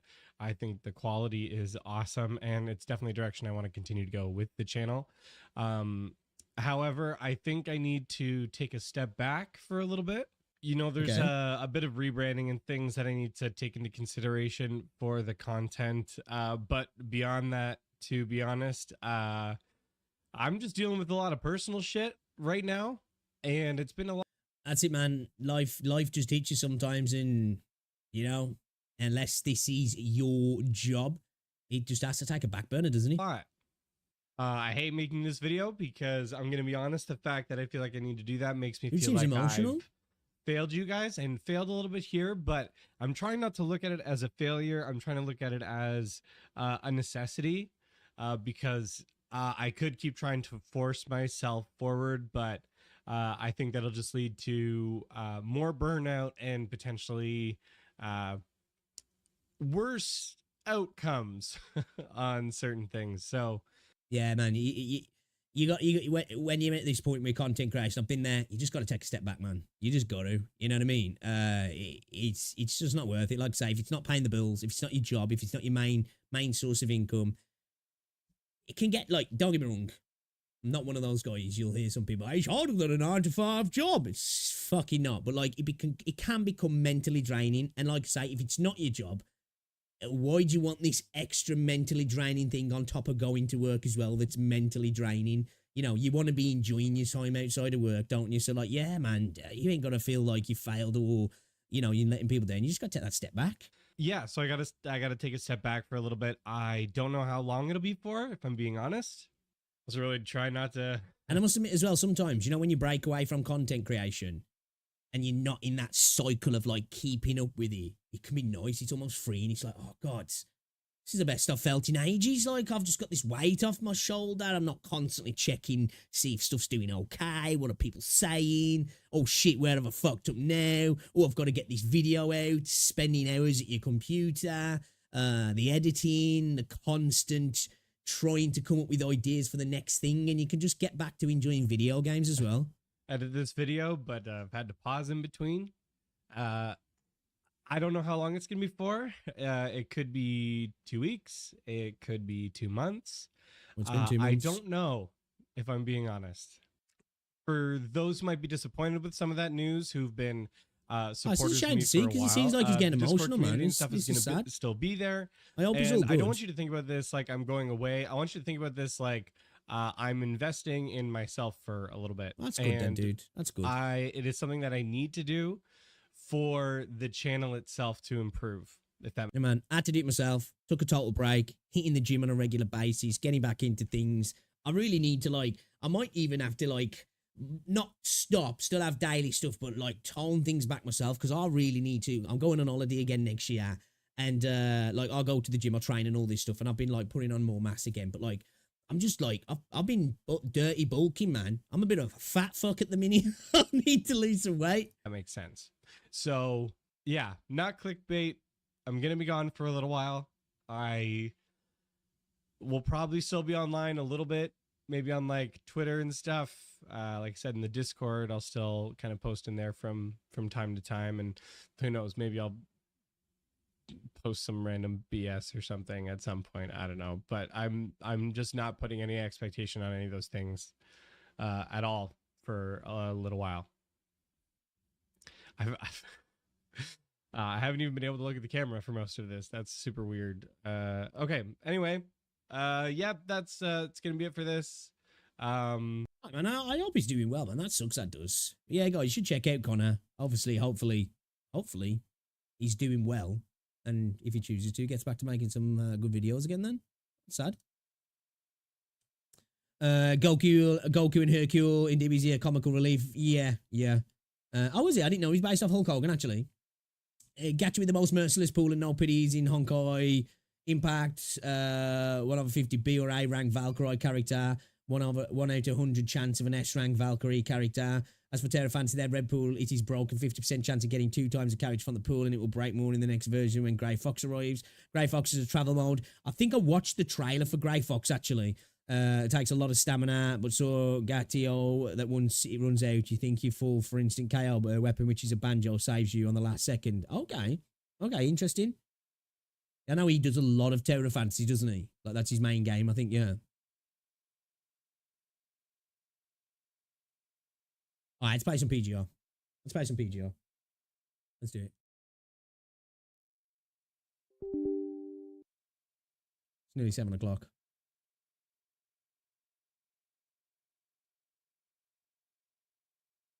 Today's stream's been a bit of a disaster, though, man. Constant dropping out with YouTube and the Poxy chat relay. Pain in the ass.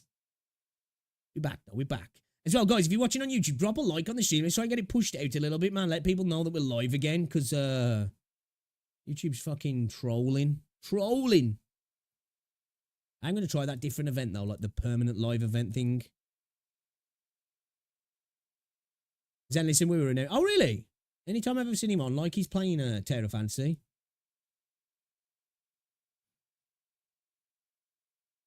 I know he's not a big fan of the Wuthering Waves community, though, is he? Which I can kind of understand, though. I must admit, some of the Wuthering Waves community are fucking idiots.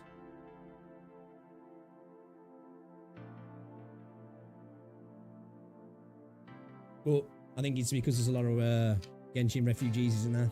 You can't deal with any critical thoughts towards the game at all. You know, it's all got to be super positive. And if you say anything critical, why are you even playing the game, bro?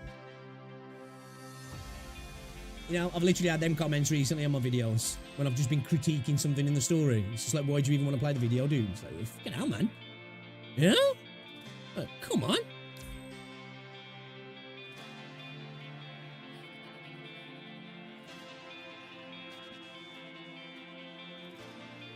How's it going, Valentina? Welcome. Excuse me. I think I've got a cold at the minute, man. Woke up with a sore throat today and sniffles. I've been got the Rona.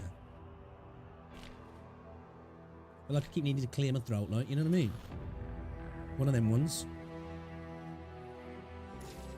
Long as the origins of a story going in its new version, we'll love it. I do. We talking about Star Rail here, yeah. I do want to get back on Star Rail. Actually, it's been a hot minute. Last time I hopped on as when Firefly's banner was up, and I hopped on. I pulled Firefly, and I haven't played since. Like, she's sitting at level 1. She is. What I mean? Yeah, but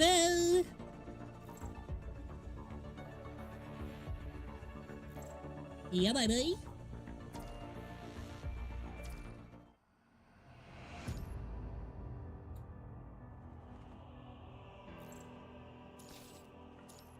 Give me that stuff, please. I've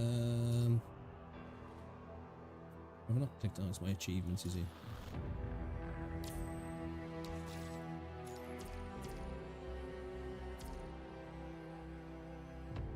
Let's get me freebies. When account review on PGR, I won't be able to review your accounts. I'll be like, don't know what this is, don't know what that is, never done that, haven't even got to that. What the fuck is this? I don't even know if that's good. Yeah?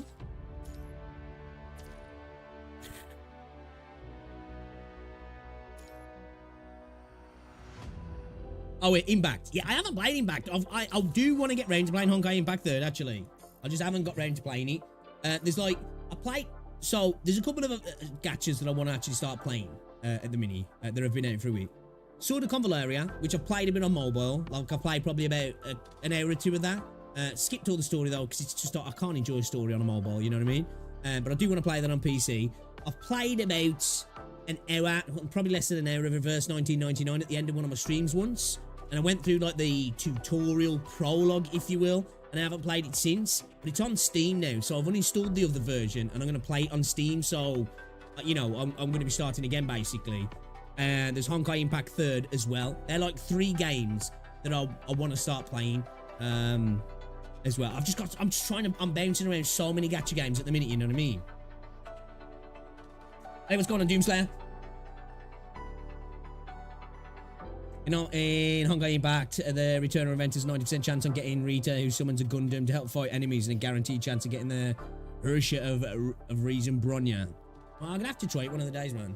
We'll have to hop on, you know, give it a whirl. Give it a whirl, give it a go. Ooh, this is gonna use pretty much everything, but I want to do it. I'm gonna do it, chat. I'm gonna do it.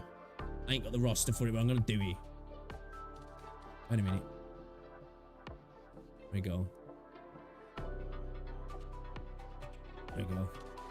I don't think I'll be able to do any of the others now. No, we can't do that one. We can do you. Yeah, we can do you. We do maybe.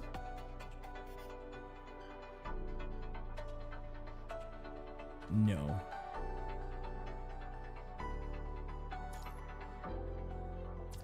Okay, alright.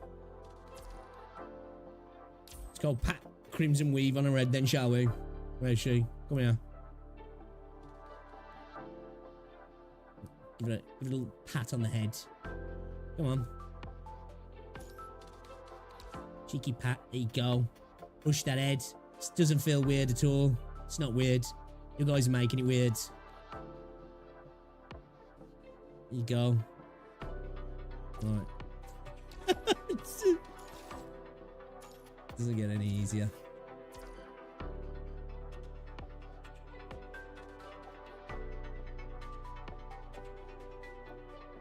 So we'll keep bashing on with a bit of the story here, chat.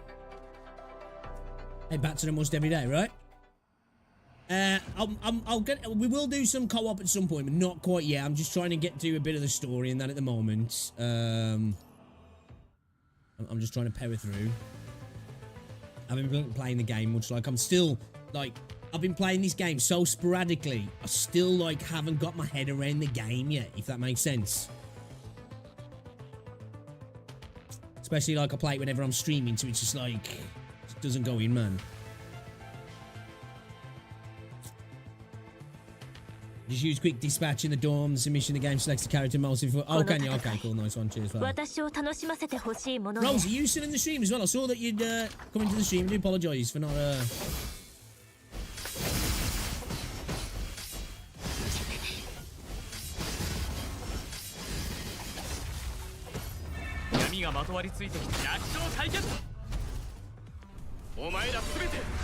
Royal Guard Extreme.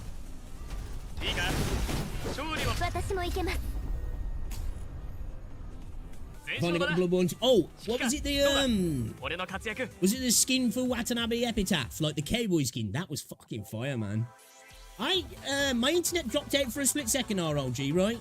And then when I came back live, well, YouTube's doing this weird thing now that if I don't get back on in a set amount of time, it just ends the stream. And then when I got back on, the relay wasn't working, so Twitch and YouTube couldn't talk to each other. So it was like I kept trying to get that to work, wouldn't work. Ended the stream, started a new stream, still wouldn't work. So I ended the stream, I ended the Twitch stream. I was like, right, let me try and set up a new event and see if it works.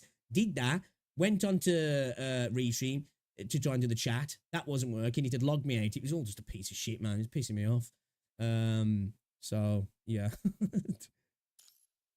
But we're back now, we're back. Thanks to your hard work, Babyloni is able to establish a foothold on the ground. This is a new start for us, so here comes your next mission. You're about to head to the reconstruction zone located near the safe zones. Eliminate all the remaining enemies and restart the central purification filter so our engineering force can start their work. I'll cover more detail after the central purification filters are completed. Okay. Yeah, man. Like, I don't know what the max level is in this game.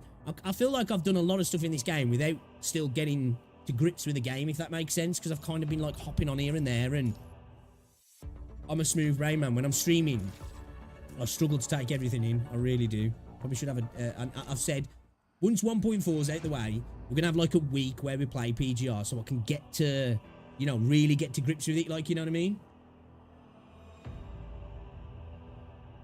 Yeah, it's just a pain in the ass. I don't know what happened with my internet. My internet just dropped for like a minute.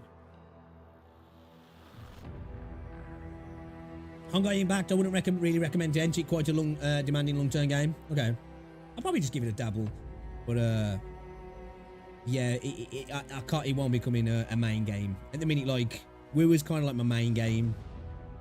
And then, like, I play this and ZZZ.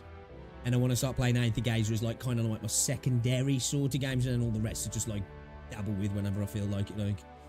In story, 120, you think. In story, the preparation where you select your team as on the right, a support option like switch, set it on.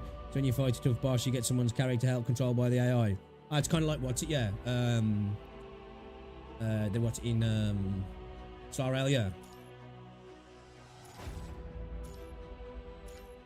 Nah, I ain't no bitch. I'll just get bodied. I'll just get bodied. Right? Cry about it, the game's shit. Oh, do you know what I started watching as well? I mentioned it on stream yesterday. Started watching Heroes from like back in the day, like 2006 it came out. I'm enjoying it, man. I'm actually enjoying it. Oh, so you're close to enter an engagement from level 80. Okay. Honkai Impact, Aether Gazer, and PGR kind of follows the same pattern. So once you get how PGR works, it's pretty much the same thing with the other two. Yeah, I really like what's he? Aether Gazer. Oh, he's a runner, isn't he?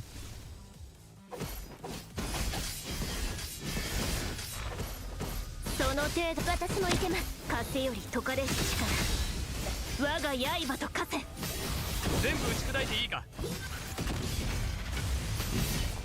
Man, I just love her animations. They're so freaking good.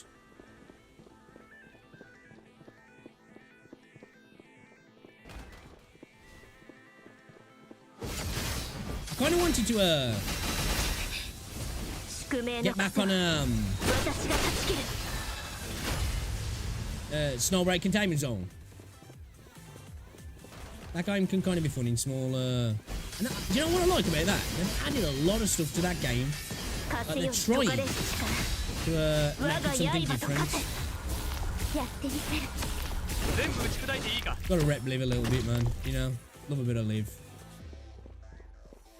Transporting. 闇がまとわりついてきて降参しないのかお前らすべて粉々にしてやるぜ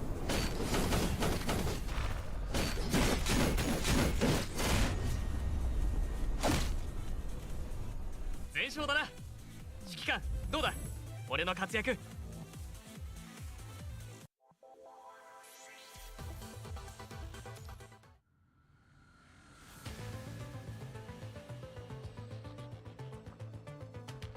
We got the one as well for the combat. Yeah, let's go.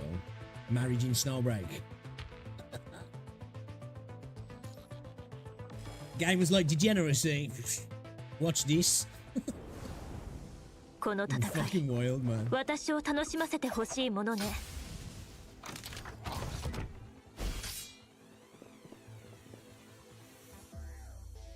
It's like I hadn't played it for ages, and then I came back on it, and I was like, dude, I swear, the characters have all, the boobs have all got bigger, man. Like, what the hell? 風より解かれし力我が刃と化せ Like, Life's big boobs are like 20% bigger, I'm sure of it.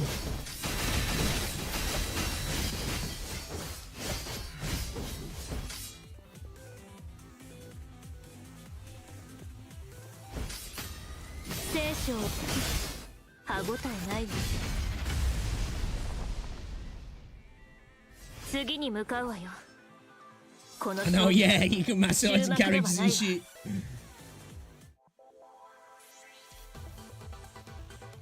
I'm not familiar with the YouTube TOS, but some streamer afraid to... I'll tell you what. It's been a while since I've looked over the TOS, but if you can stream it on Twitch, you can stream it on YouTube, is what I'll say. YouTube are a lot more... I don't want to say fast and loose, but like, you know, you can get away with more on YouTube than you can on Twitch. I don't know if some of the stuff might get you potentially... Not, obviously, anything banned or demonetized, but might flag stuff for reduced ads. You know what I mean? Some content will just... YouTube will do that. It's considered not great for most advertisers. I've streamed Snowbreak and I've never had that, but I also haven't done all the massage stuff as well, though.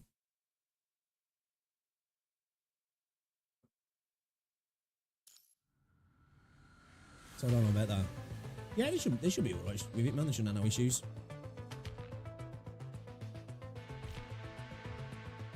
Like, if you can do it on Twitch, you can definitely do it on YouTube. That's all I'd say to that.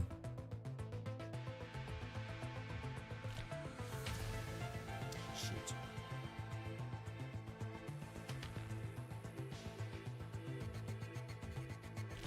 Man, needed two.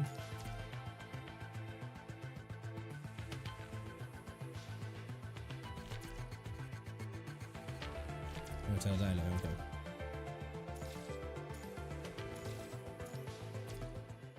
Right, should we do some of the should we get on with some more of the story, shall we? Yeah? Let's get these leveled up. Game leveled up a little bit. Let's do it. この力がきっとより役立つように I just want to see Crimson Weaving Wuthering Waves. I will die a happy man if that happens, you know? And if they do that, maybe I'll see Sixer You know, maybe I'll actually be like, you know what? I'll wail a little bit here. Because I'm a light spender, I am, you know? Like, in the entirety of the game so far, I don't even know how much I've spent on Wuthering Waves. I think it's less than 200 quid though. In the entirety of the game. I'd throw down a couple of hundred if they did that. Just don't tell Rosie. もっともっと頑張ります。ルシアたちには及びませんが。 No, right, yeah. Just imagine Liv, Bianca, Crimson Weave in Wuthering Waves. That'd be fire. That'd be so fire.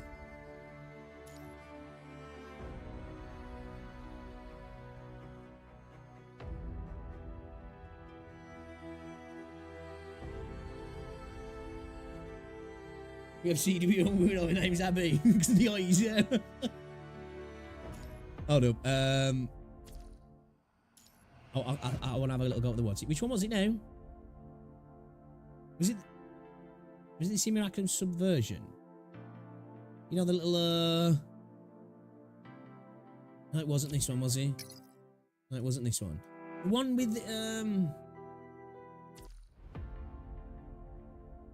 the little Candy Crush game mode. Which one was that one? Also, this is one thing I heard, kind of surprised by it. Blue Archive story is very great. However, I can confirm since I skip it when I played it back then, the clips of the lore people showed to be interesting. Yeah, some of these games do have like incredibly interesting worlds. Like, I'd love to see a manga, or potentially even like a. Well, I'd even get down like a visual novel. Like, but I'd love an anime of PGR. What this the relaxed circuit connect, yeah? Ah, yeah, nice one. Appreciate you. Because I'll say I got this one, but I couldn't do it because it's I think there was a time gate on it. What's my abilities now? I forgot. Dissolve all orbs on the board with 200% damage or ping. Yeah, okay. And this one was in a row, yeah. Yeah, okay. Come on, give me freaking mini games in Wuthering Waves, please, Kuro. I want it so bad.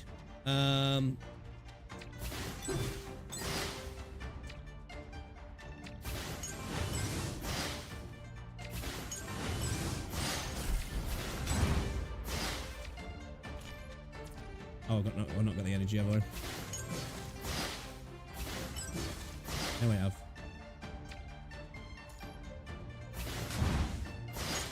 Dude, I keep seeing stuff when I see you guys chat sometimes on there. I'm thinking my stream's gone down again.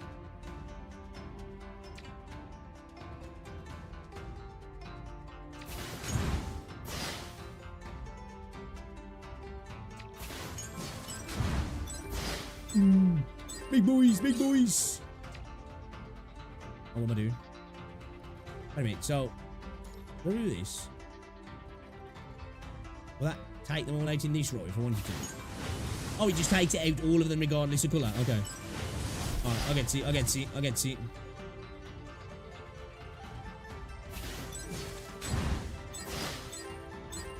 Oh, we comboing, boys!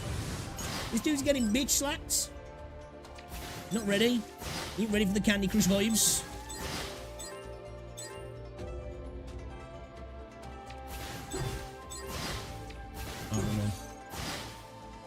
Oh, he's combo 14 A+. Nah, bro, I ain't about that. We need fucking better rating than that. That's trash. Absolute dog. Dog shit. Ooh, nice. Ooh, nice. Ooh, nice. Combos.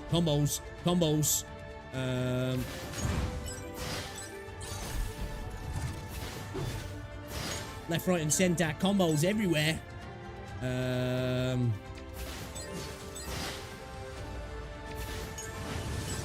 Dirty.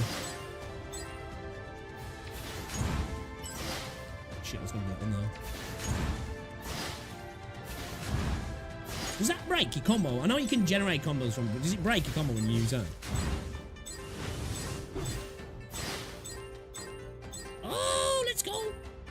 Keep going. Keep going. Keep going. Let's go. He's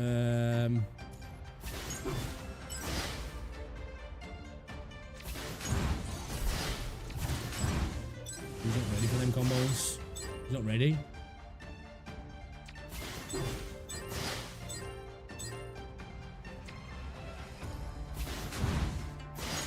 Candy Crush moment, right?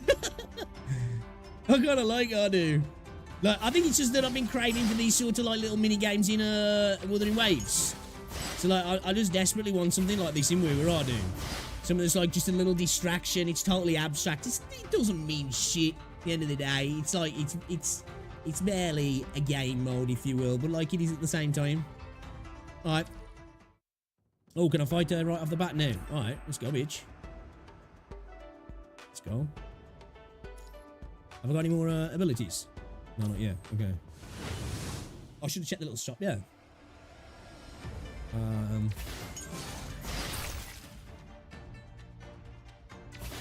What? Oh, right. Yeah, okay, it worked. I wasn't planning that at first. It worked, though. It worked. We got away with it. We got away with it. Double. Let's go. Drop the bomb.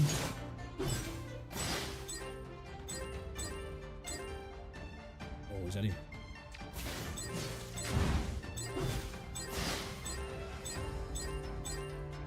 Oh, big combos. Big combos.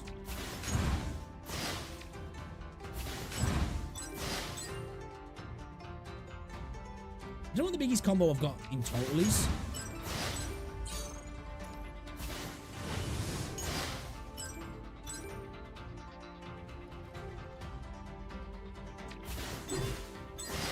Nice. We cooking, lads. We cooking. We are cooking. Oh, let's go.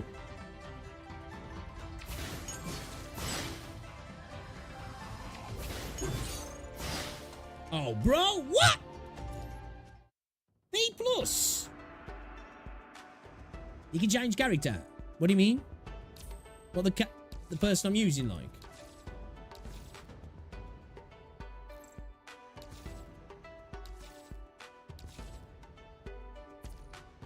I don't know. Oh. Is it in battle preparations?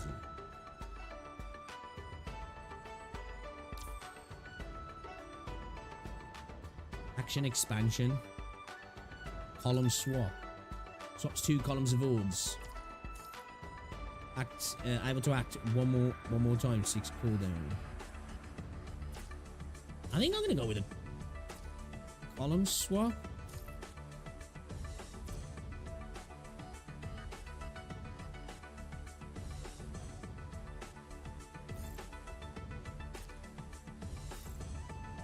That was weird, it won't let me purchase that then. How do you switch out your character then?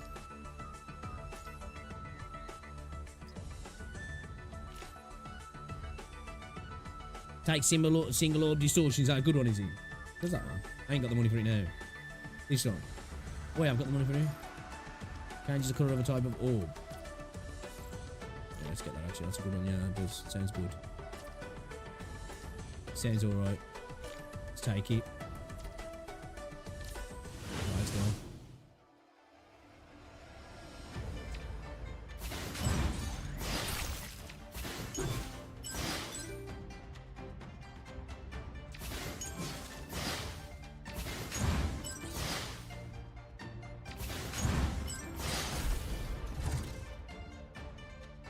Bad one. Shit.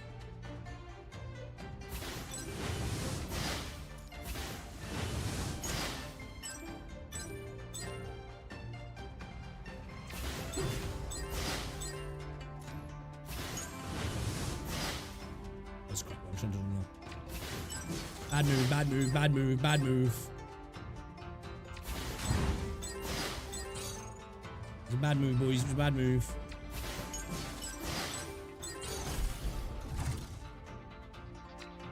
I don't know why I did that either. Don't ask me. I don't know why. I don't know why I did it. You fucked up.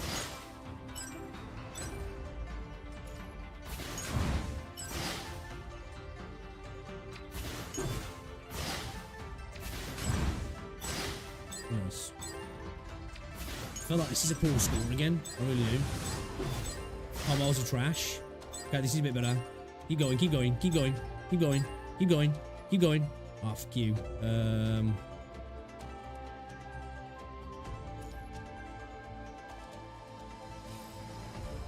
Okay, is that it?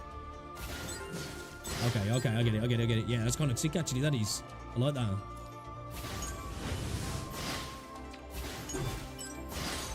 Nice. Damn, man, we're still getting shit points, though. I need to spam my buffs a bit more, don't I? What's this? Alright, we'll come back and do some more of this. Get on with a bit more of the story then, shall we? I want to continue with the story. It's cool though, that is, man. I like it. It's silly little mode. It don't really mean shit, you know what I mean? But it's nice, man. It's nice. Like, WuWa needs some of that shit, man. Definitely does. What's he doing here? Was he on the hidden bit, was he? Wait a minute, what? Oh, I ain't climbing shit, oh.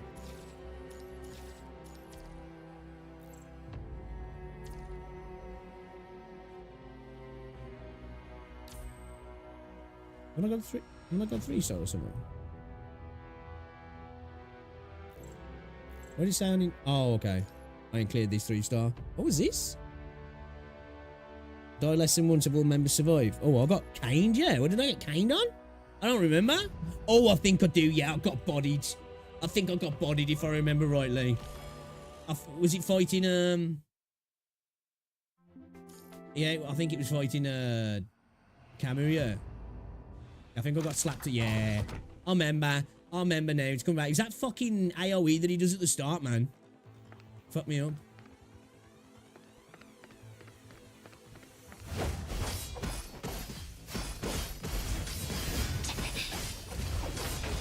Oh my days. I keep getting one tap, bro. What the fuck? I'm such a bitch. I'm trash, man. I'm trash. This ain't no Candy Crush. Alright, we gotta make this happen. I gotta watch that big boy attack, man. It absolutely just, like, hits me, follows up, dead. You know?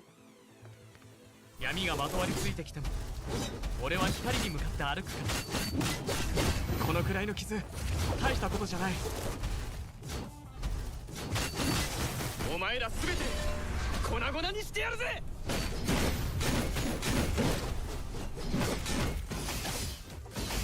風より解かれる力我が刃と化せ聖書を歯応えないわ全部宿命の風は私が断ち切る次に向かうわよ Not this time, mate. Not this time. この勝利が終幕ではないわ Dude, slap the shit out of me, man. Oh. With the help of the Great Ravens, I successfully defeated Camus. I just want to go through this because I forgot. I understood his purpose of existence as well as mine. Deep within Kamui's memories trickled words unbeknownst to others. Though we disagreed and fought a lot, we also helped each other. You will continue onwards to realise your ideals and your beliefs. And I will return to you bearing you your joy, your wrath. I will watch over you always. I guess having a nagging idiot around sometimes isn't such a bad thing. Good night, another me. Aw, friends. Alright, we did it that time. Yeah, I remember it was right at the end of my last stream, and I hopped into that mission and I was like, oh, okay. I got fucked up. I didn't have a chance to go at it again. We got pressed. We got pressed hard. Am I to the next bit now? Where am I on now? Going into this, yeah? Let's go. Flying Squad. Play story. This war will likely determine the future direction of the world. What's this?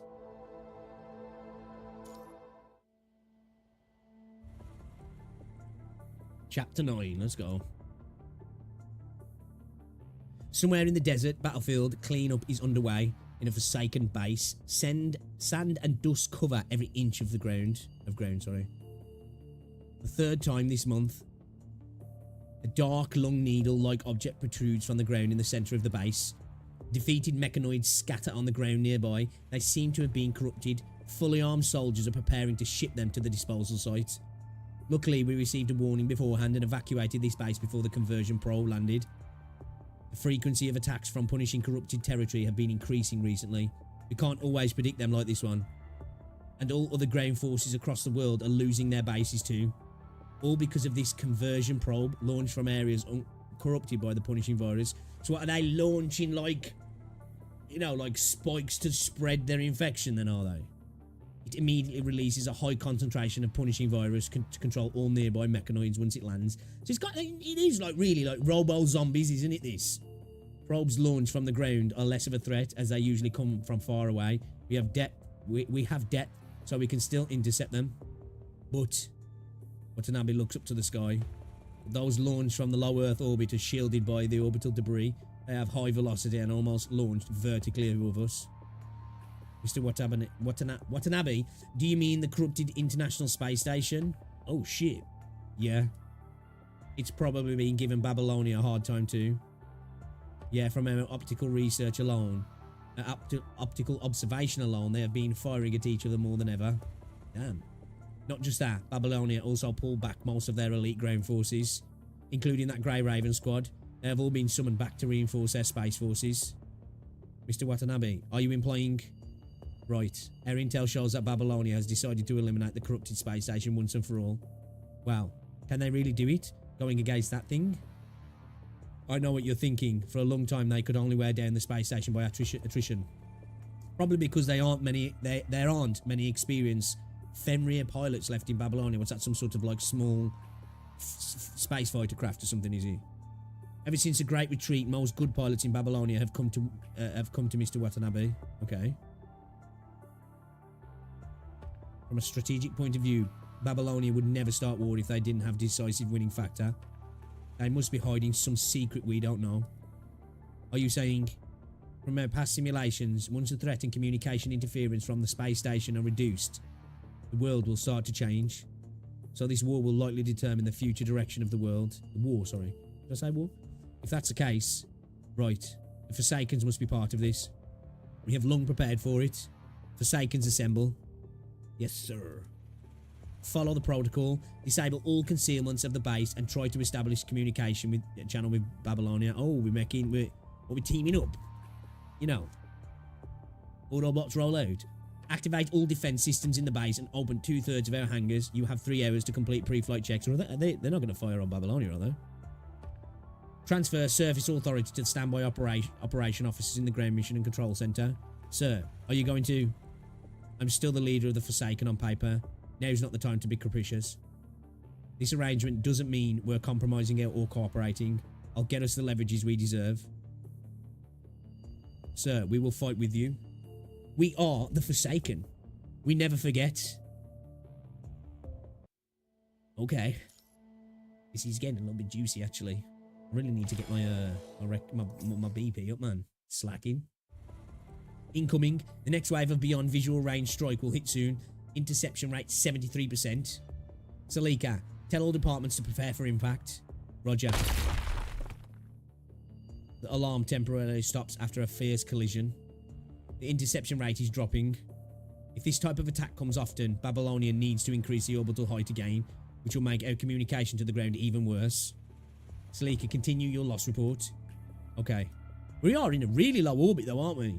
The door of the command room opens as a young man in senior lab uniform shows up. Based on our analysis of the observation results... hey. Asimov, the chief tech officer of the Babylonia Science Council, is pushed away by someone from behind. Oh, it's Karenina. I'm just going to call her Karen, man, from now on. Oi. Oi, off the way. Hey, you. Oh, Karen, did something happen on your end? I should be the one asking you that. Why is nothing happening here? Why is it still moving? If this keeps going on, then we won't be able to use that thing. Calm down. We tried everything we can, but none of our attacks could destroy the space station from outside. The landing operation will start once Babylonia withstands this wave of attack. Oh, we're going in, are we? It will be your time to shine once our ground forces find the enemy's weak points. Wait a sec. Why is someone like her operating that thing? Cosmos Technician Union specifically asked for Karen to do it because she's good at creating explosions. Such nonsense. All she needs to do is press a button. I thought humans had entered the automated era in the 21st century.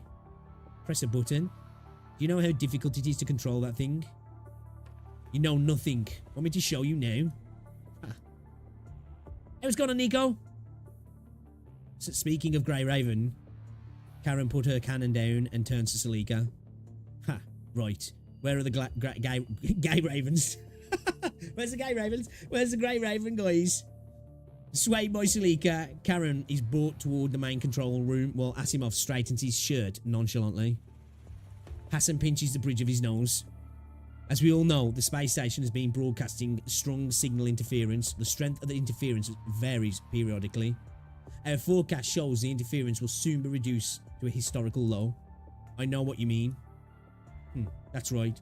I need you to allocate more manpower to escort a satellite to a position closer to the space station so we can study it better. Manpower? Alright, fine. Don't worry, the findings will be worth it, after all. I'm confident that this time I can find more truth about the punishing virus. Commandant, we are 300 kilometers away from the space station. According to the mission brief, we will begin engaging punishing corrupted drones. Don't worry, we'll escort you. Thank you very much. I still don't like shuttles, this feeling of not being in control. Commandant, how are you feeling?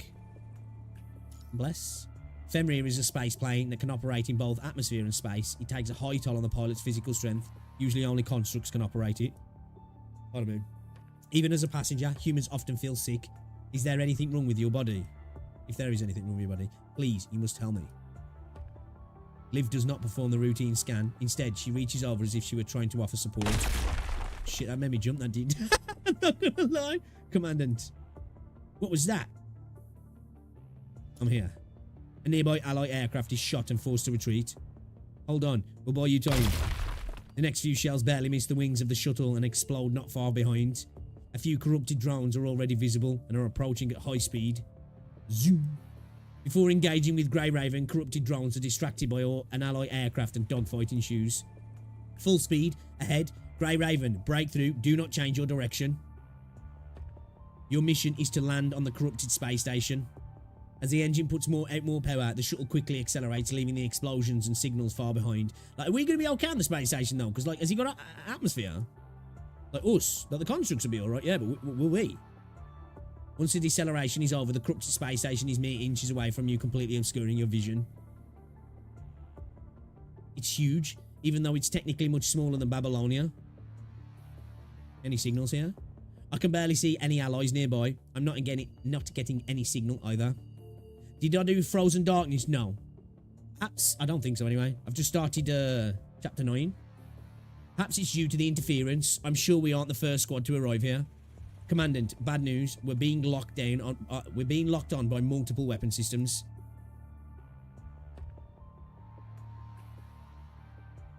It's a space station short-range interceptors. No wonder there's no one staying in this space. As he says, multiple flares fly toward the lone ship you're on, their tails crossing and trailing one another. Incoming. We're hit. Initiating emergency landing, Commandant. Commandant, the hull is breached. We'll be exposed to the vacuum shortly. Please activate your space combat outfit immediately. Done. With your outfit activated, that's where it's going to be okay then. Your helmet veils your vision once more before the air pressure drops inside. It's a slight overabundance of oxygen. Okie dokie. You can no longer hear what Lucia is shouting at this point. An anxious Lucia gestures you to communicate with your mind beacon. Can you hear me? Commandant's not injured and the readings are fine. We're approaching the surface. Prepare for a rough landing. We're struggling with words there, chat. Alright, let's go. According to the map, we managed to land at the designated location. The data analysis cabin on the space station, but nothing's left to our aircraft. If we can destroy the space station's defense system, then we should be able to retreat when the main forces arrive. These terminals give me the creeps. Is this what the report was talking about? The strange corruption phenomenon localized only in this space station? Be careful, Lee.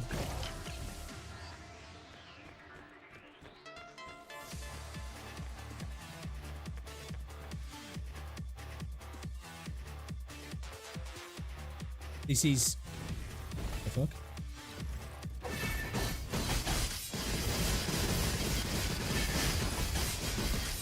風より解かれし力我が刃と化せ聖書を歯ごたえないわ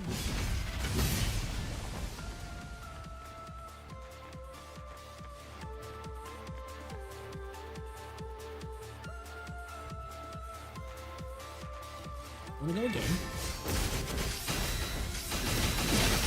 手加減全部打ち宿命の風は Screw 私 me. が断ち切る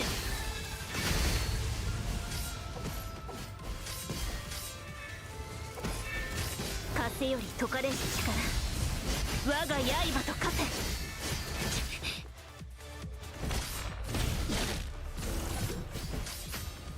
聖書を歯ごたえないわ Managed to unlock a higher clearance level. Wait, that cross just now is guarding the exit now.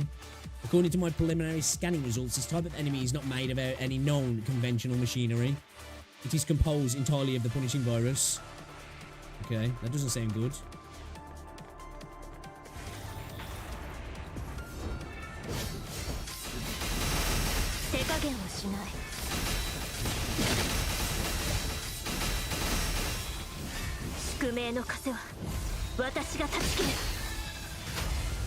Space station is hiding some important secrets. Looks like we can't just simply blow this place up.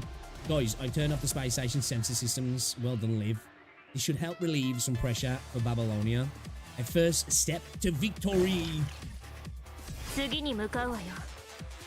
この勝利が終幕ではないわ。 Just, I need her in WuWa. I need her in WuWa, man. I keep saying it, but it just needs to happen. A friendly reminder from Korolev. Dear children, please treat public facilities with love and care. Serious offenders will be separated from their parents for 1 week in correctional facilities. You sure a child can climb up here? Something's not right. Don't pay attention to the broadcast, Liv.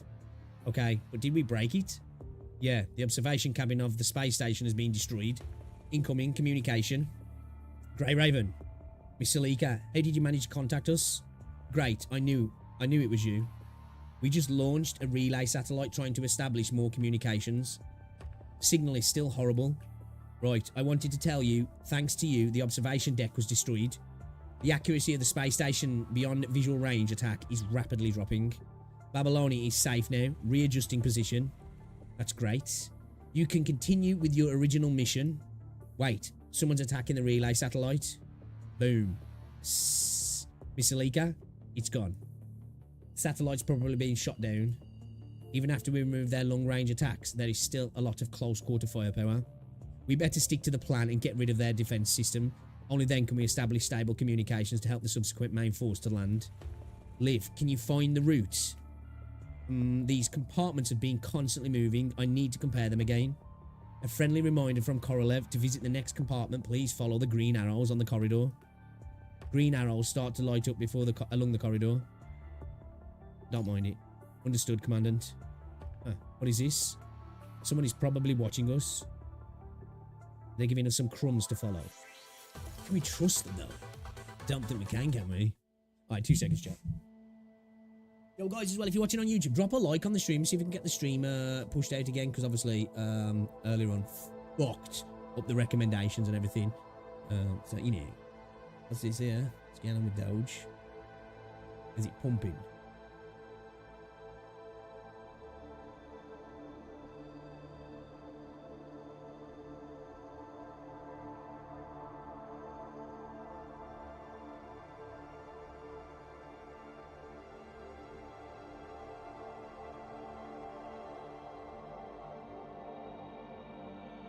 Just have a look here. I don't own any dogs though. Man, we mentally like I couldn't see it happening because it's what's in at the minute? What's his market cap? 56 billion. I'd be surprised if we get to a couple of hundred billion though with everything that's going on. Alright, 2 seconds.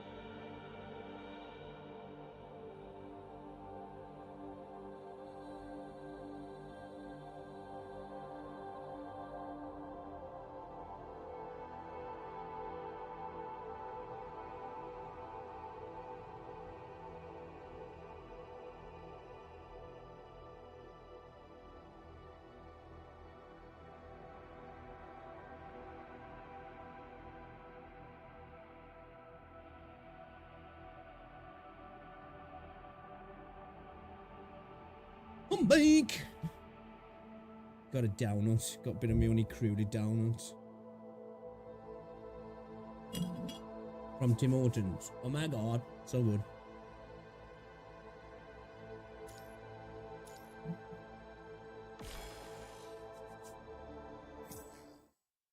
Right, let's go. So, who's this? So, President Hassan, would you like to consider my request? Who the fuck is Alan? Alan? Alan? We're at war. WGAA is a civilian organization, and as their leader, you shouldn't even be here in the command room, let alone making requests. It has nothing to do with my business, or should I say, nothing to do with me, don't you think? I understand it is quite sudden, but it's worth your consideration. Mr. Allen, I can hardly accept your request without sufficient evidence. You're asking to search for a construct lost years ago in an investigation in the space station. I'm afraid we don't have enough manpower to do so. We have a girl with great senses in the second archaeological team. She was the one who found the hidden data and decrypted it. Great senses? Come in, Miss Ayla. Oh. Okay.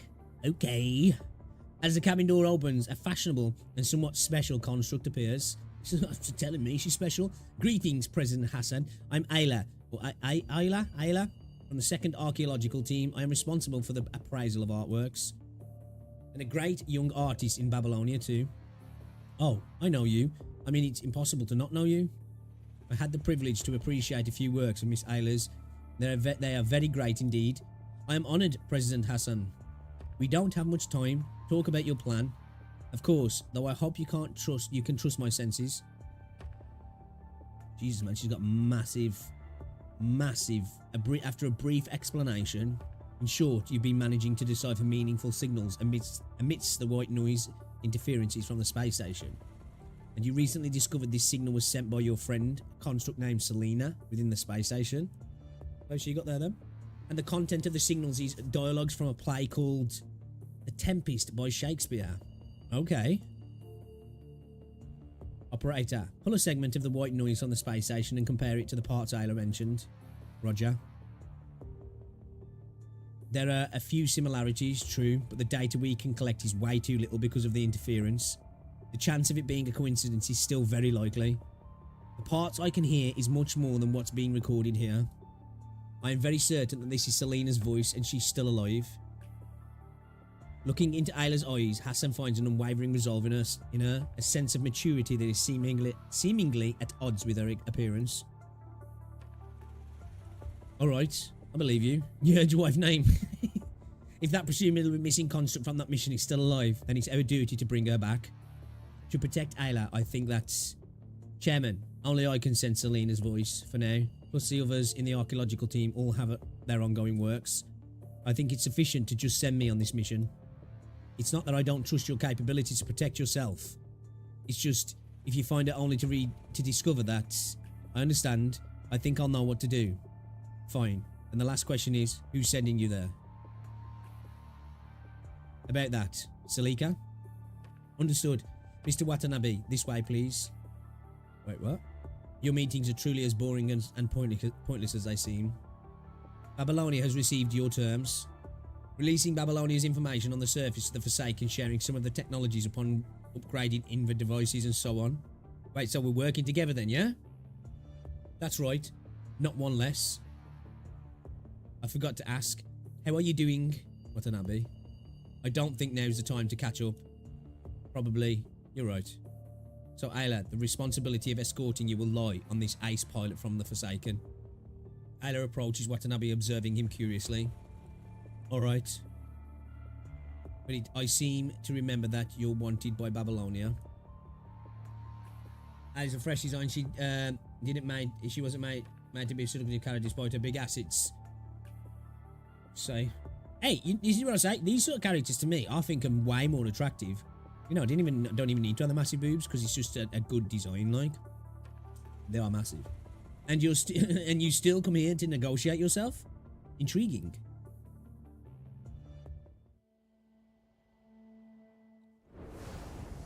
この戦い、私を楽しませてほしいものね。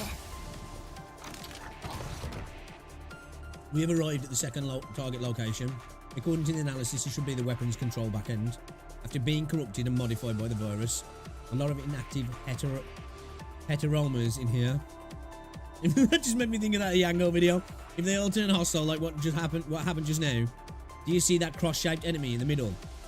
We're unsure how it managed to, but it seems like this type of enemy can create enemies, and not to mention that it holds the key to solving our problems. I know.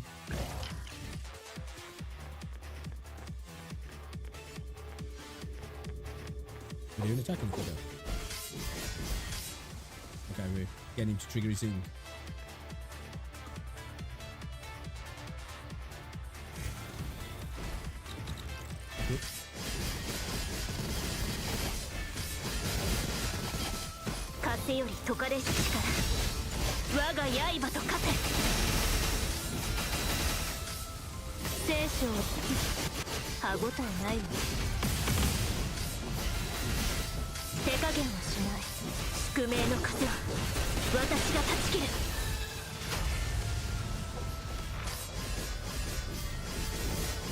What the fuck? Oh, is it off? Oh, it's got to stay in the sync? Oh, I've got to stay in the sync circle. Okay. Those black pillars decompose and reconstruct. Every bit of hetero matter of the punishing virus in this space station could become our enemy. Our attacks can deactivate them at least temporarily, as long as it works, right? Yep. Let's deal with this like. Let's deal with them like this for now. Jeez, man. Words are hard, bro.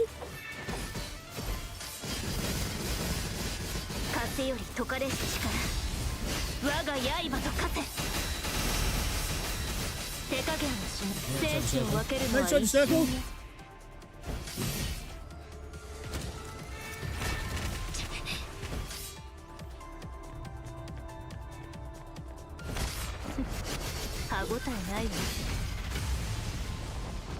Shit. Oh no.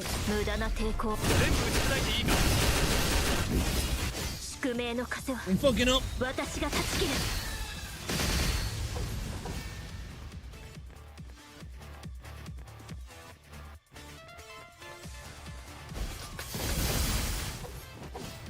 You're doing. Okay. Some hetero matter have regenerated and are moving again. We're not really in a position to play attrition warfare here.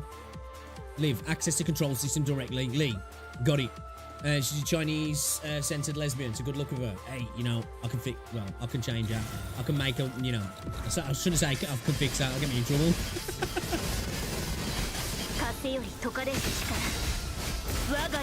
You don't need fixing.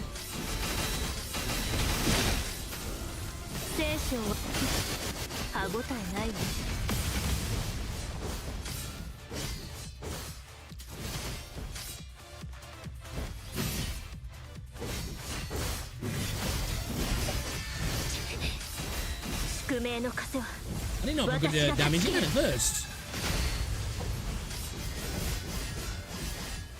Done. All close range defense systems for interception purposes are offline. Well done, Liv. The subsequent forces have begun issuing boarding signals. We won't have to fight on our own anymore. Let's go, team. Let's go, team. Oh man, I love Crimson Weave. She's so good. Done. All weapon systems at the space station have been disabled. A friendly reminder from Korolev. Dear children, please treat public facilities with love and care. Serious offenders will be separated from their parents for 1 week in correctional facilities. Will this thing ever shut up? I think it's quite cute. Oh, that's a bit weird. That was a bit weird. In space. Watanabe, it's so crowded in here. It's not meant for two. Have you bought mint leaves? How do you know? I've been following the news. To be more specific, I've been keeping up with the news on Grey Raven, and that includes everything and everyone in their proximity.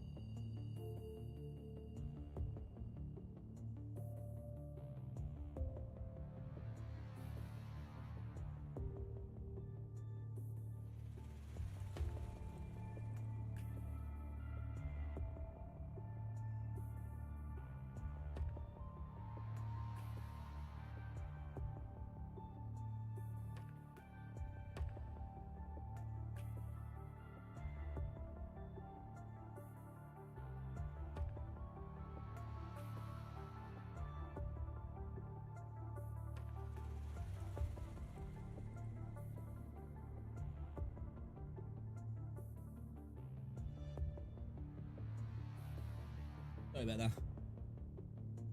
I'm back now. Why Grey Raven? Whatever, none of my business. Oh, there's nothing I can't tell. It's really just their commandant I'm interested in, by the way. Really? Even if you are wearing such an outfit, you must have some spare ones left, right? Can I have one as a souvenir? Watanabe continues to fly the aircraft with ease while they talk. After another enemy explodes into cosmic dust, Watanabe takes out a mint leaf from the cockpit and passes it to Ayla. Wow. Wow. I shall give you something in return. Ayla takes out her pen and signs on the cover of Watanabe's cockpit. I don't think he's interested in that. Is this what Babylonia's new generation is like? Whatever. All done. I'll leave the rest to you. Yeah, I don't think he's bothered about his signature from her, if I'm honest. Sit tight. Watanabe and his forsaken Air Force have already eliminated most corrupted drones with superb efficiency. He and a few other aircraft suddenly accelerate, entering the range of the space station's defense weapon system. Lock-on warning, incoming attacks, amount 16. Watanabe pulls up his aircraft, barely missing the incoming shots. You've got good space compatibility and G-force endurance. Really? Thanks. Watanabe turns his aircraft around and is about to attack the defense system then. Enemy fire control systems offline. Huh. It must be Grey Raven. Oh, how do you know? I've met many Babylonian squads, but only they can do that. So Grey Raven is also special to you, huh? Enough talking. We've arrived at your landing point. I'll drop you off nearby. Oh, alright then. Thanks for the ride, Watanabe. See you next time. I don't think there will be a next time. Ayla waves goodbye to Watanabe and he immediately takes off again and starts searching. I remember it should be somewhere around here. Found it. It's an aircraft with no signs to indicate its faction. It lands on the surface of the space station, creating a huge opening. Looks like we have some uninvited guests. The deal with Babylonia is supposed to end here, but... Grey Raven. Watanabe pilots his aircraft toward the main entrance of the space station. What's going on now? Yeah, I'm going towards Watanabe.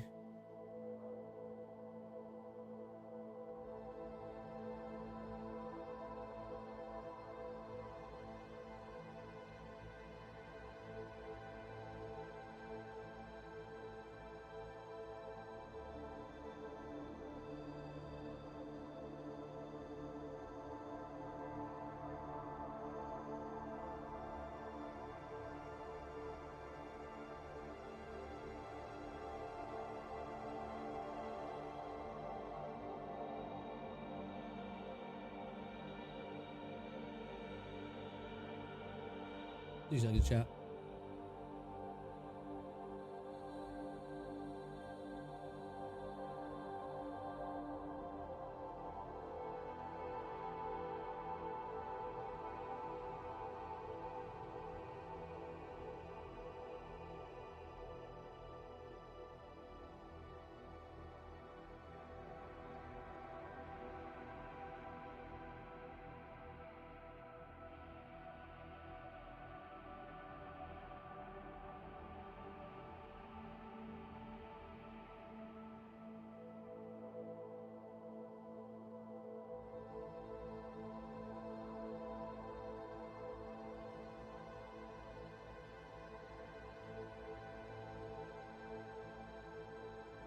Scales me. Scales me.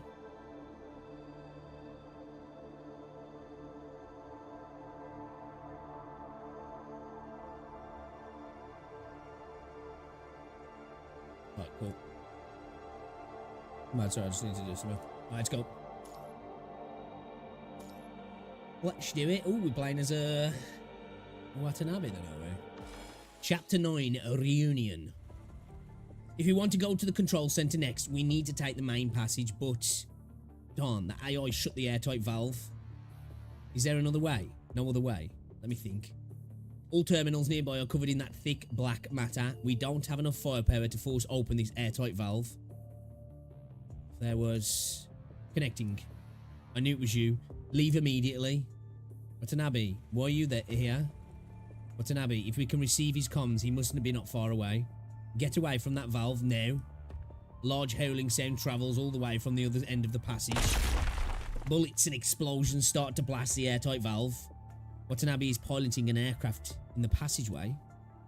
Didn't manage to destroy it completely. Whatever. He's just like, whatever. Watanabe opens his cockpit. He glances at Grey Raven and jumps off. Superhero landing. The next moment, his aircraft collides with the valve, causing a fiery explosion behind. Well, Watanabe lands on the ground without a scratch. How reckless.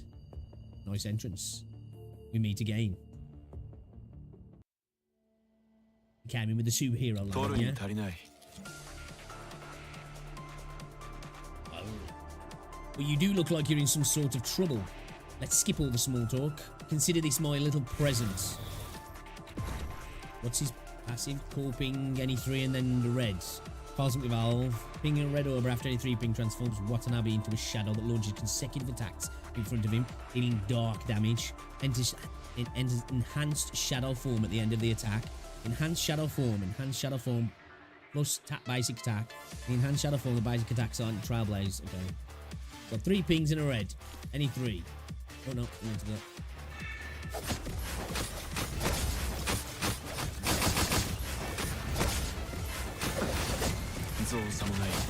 Should have kept that, man. Wasted that.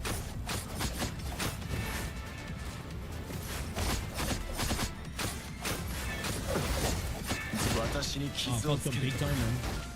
Fucked up with that watching, man. I had the ability there, and I wasted the 3 ping right before him.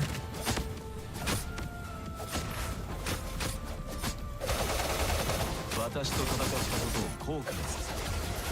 we go. Didn't quite pull it off, but you know. The enemies just now displayed a completely different model of attack. Watanabe's already figured out how to deal with them. Such strength. He feels like a different person.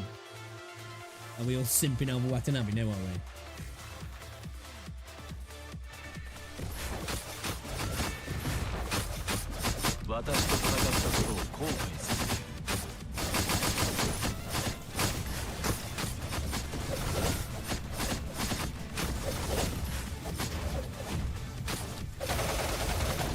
Oh, can you get... Oh, so you can get them from a free ping of those as well, then? It's kind of sick, though. I wasted it, though. It's all thanks to you. Spunky as ever.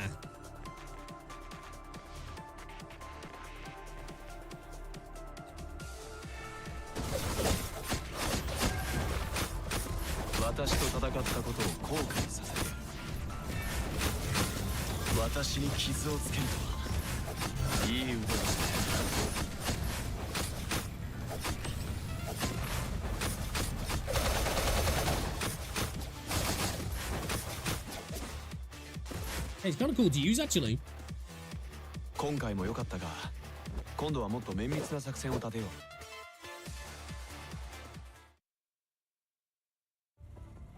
Incredible acceleration and flexibility, like it was designed specifically for space combat. Why do the Forsakens have such an advanced frame? Babylonia would design more advanced frames for constructs with outstanding performance to further enhance their abilities. You must have heard of that tradition. Babylonia? If that's the case, the only possibility is from when you were still in Babylonia. Correct. It's got great performance, but it isn't really new. As how I got it, I don't think I need to report to your commandant about that, do I? I guess you don't need to. Your commandant said no need to. Oh shit, I should have said he should have. Shit. Watanabe. Never thought we would fight side by side again. Same here. Why are you here, Watanabe? Are you worried that I might do something to trigger the conflict between the Forsakens and Babylonia again? I made a deal with those hypocrites. At least for now, we're using each other. Happy with my answer?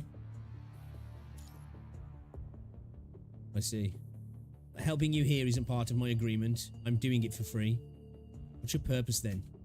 Can't it just be sympathy? He's got an angle, right? Alright, I'll cut straight to the point. An Ascendant has already landed on the space station. Ooh, is that what he saw then? Okay. Alright. Okay. We're cooking. We're cooking.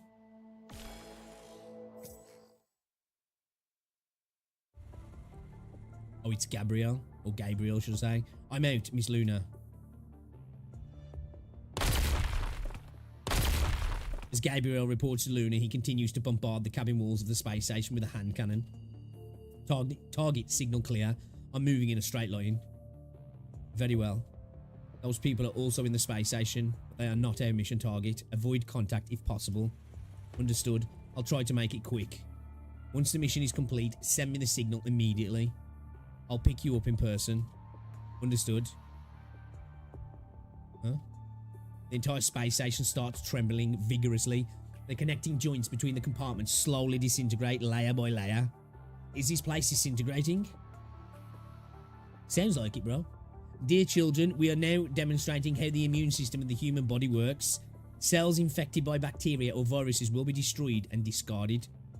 The broadcast. Does it mean the space station is self-destructing? I think so. Oh, is it gonna purge whatever's inside? After a lot of trembling, you look out from the window. Many compartments have already been tossed into space. Some compartments do not have the time to release pressure and are pushed away instead by their content, including air and Babylonian troops. Oh shit, yo Neil, what's going on, bro? Like it said, the immune system of the space station was triggered. Immune? You mean the immune system of the corrupted against humans? If I'm not wrong, you destroyed the space station's observation room and weapon control system, which was akin to disabling its attack and defense functions. Now that your troops start to land, they have triggered the immune system within the space station. To it, a temporary disintegration doesn't necessarily mean destruction, because as long as the gravity core still exists, it can attract and restructure nearby matters like it did in the past. So we need to destroy that then, yeah. But the integration surely is devastating to us. If we don't do anything, we will probably end up expunged. We're not just going to sit here and wait. Understood, Commandant.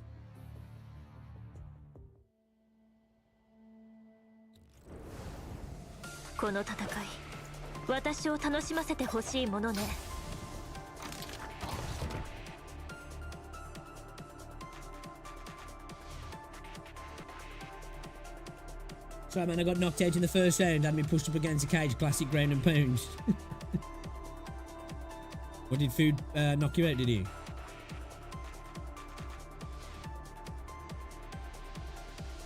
Fucking hell's my phone bleeping about?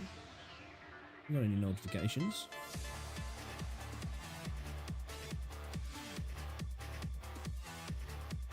Oh, it's Rosie. Sending me shit on Facebook.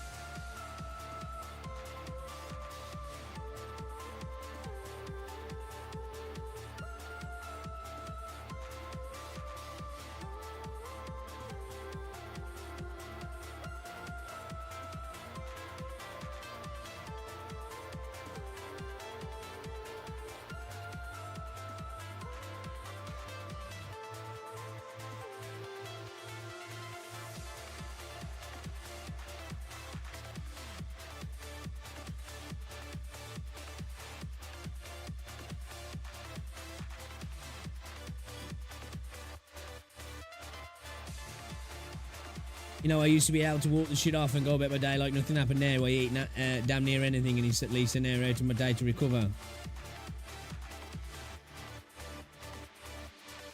Bro, I remember that when I used to go around my nan's for Sunday dinner when I was younger. My Auntie Carol and Uncle Stephen used to come round. And like, they'd always be asleep after food. Just KO'd. I must admit, you know what? It's not everybody in the community, and I don't want to get one guide, because I'm not. But like, man, I can understand some of the frustrations with some people in the Wuthering Waves community.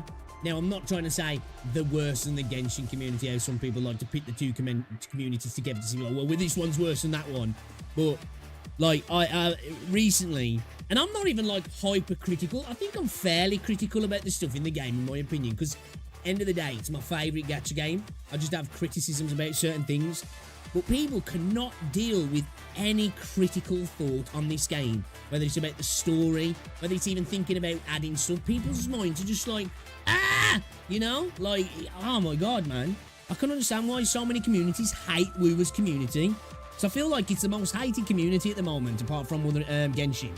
You know, and obviously, I guess it makes sense because it's Genshin refugees. It's mind-bending, man.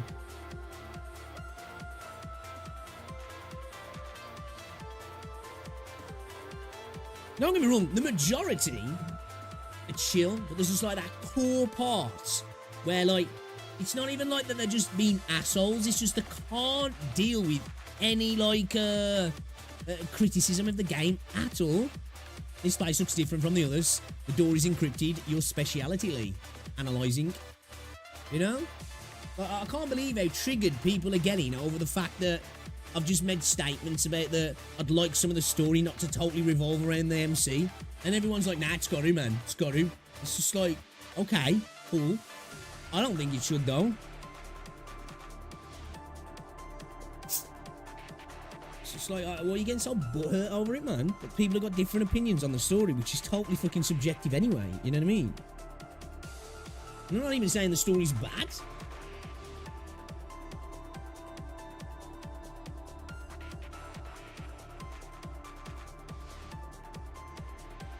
There's 4 corrupted terminals in the 4 corners of this compartment. Varied combination can be produced by activating them. Let's try different combinations. Yeah, it does, bro. I do. I just want to see that happen just to piss these people off. But I guarantee the type of people they are. Nah, man, she's got to be perfect. Like people say, no, oh, she's the god, she's a creator, which I don't think's the case anyway. And that she's this and she's that, and it should revolve around like this. If Kuro did one of the stories where they actually did go down a route like I was talking, and it wasn't so much that, they'd be like, oh, that's perfect, that's exactly how it should have been. You know what I mean? They're just like those type of people, man, and glazers. They haven't got an opinion of their own.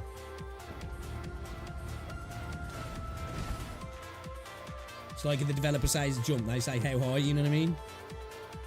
Interact with the control terminals and hack the compartments. Okay. What I need to do, get them all in line. That's what we can do this one, yeah. So we have to choose a shape. Oh, what do I need it?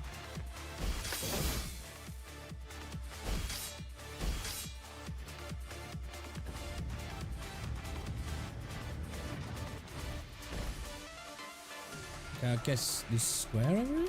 Oh, wait.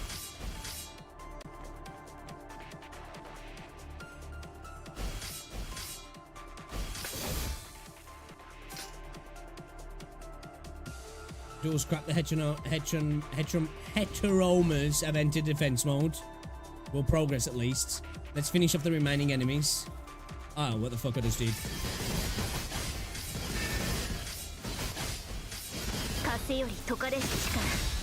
No, a bunch of straight people are attacking us all.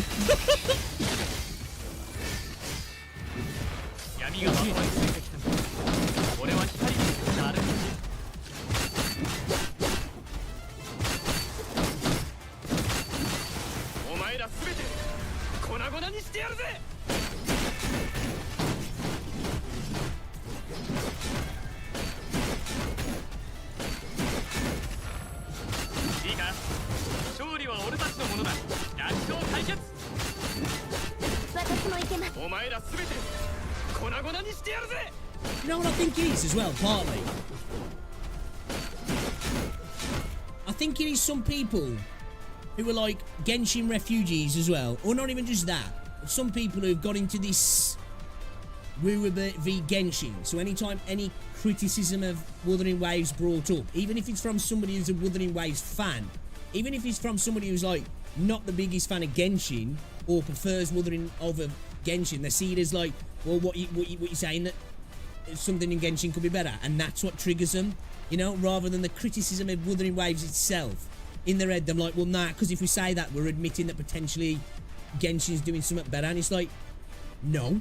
You can be critical of something without it having any relevance to fucking the other game at all, and I think that's what it is sometimes, you know, just from a psychological standpoint as well, where I feel in their head, I'm like, I won't admit that, because if I admit that, then what you're saying, that Genshin does it better. It's like, no.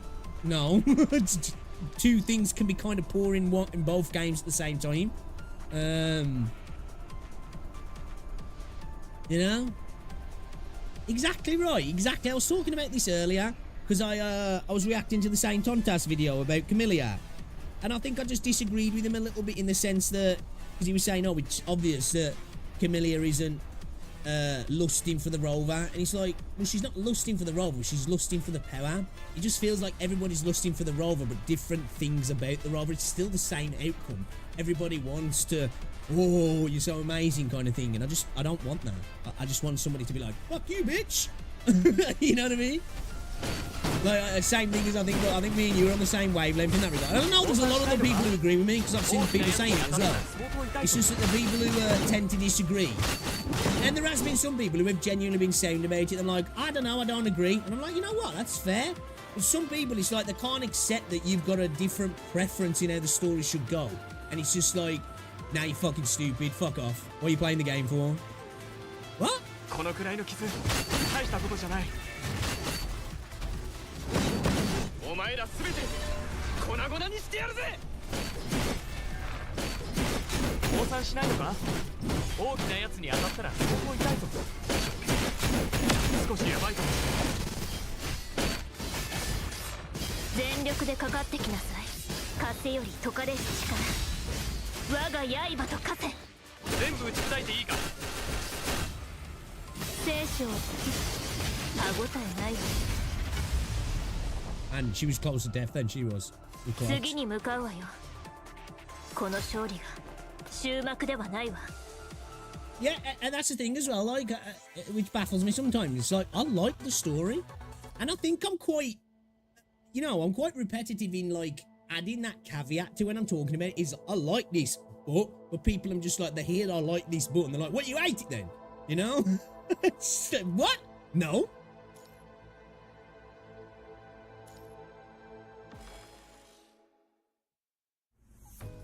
Lee, I can feel the virus logical contamination, the control system weakening. Is that good? I think so. It could be due to the space station's expelling action. Good. The electromagnetic lock is still functioning. This is an old system, so it shouldn't be too difficult to manually change the parameters. If we can infiltrate the main system, I agree. Liv, how long can you stay in hacking mode? About 3 minutes.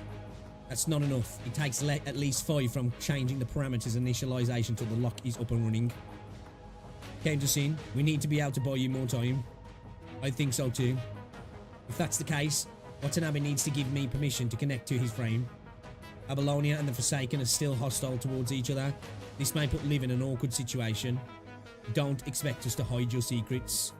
This construct was built by Babylonia in the first place. I've got nothing to hide. As for my consciousness, I expect good manners from Grey Raven, right? Commandant of the Grey Raven? Of course. Commandant, is this okay? Let's do it then. Let's do it then. If there is any danger, Commandant, please wake us up immediately.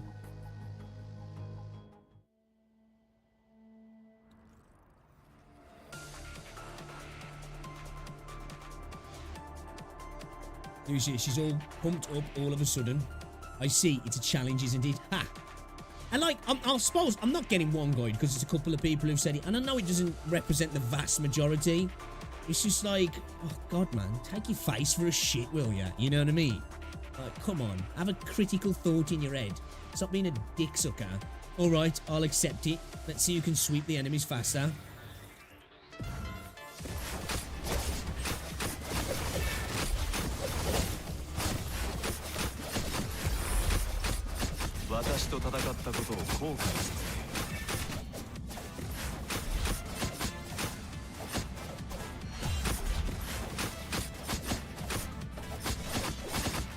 And that's always in between, that isn't he?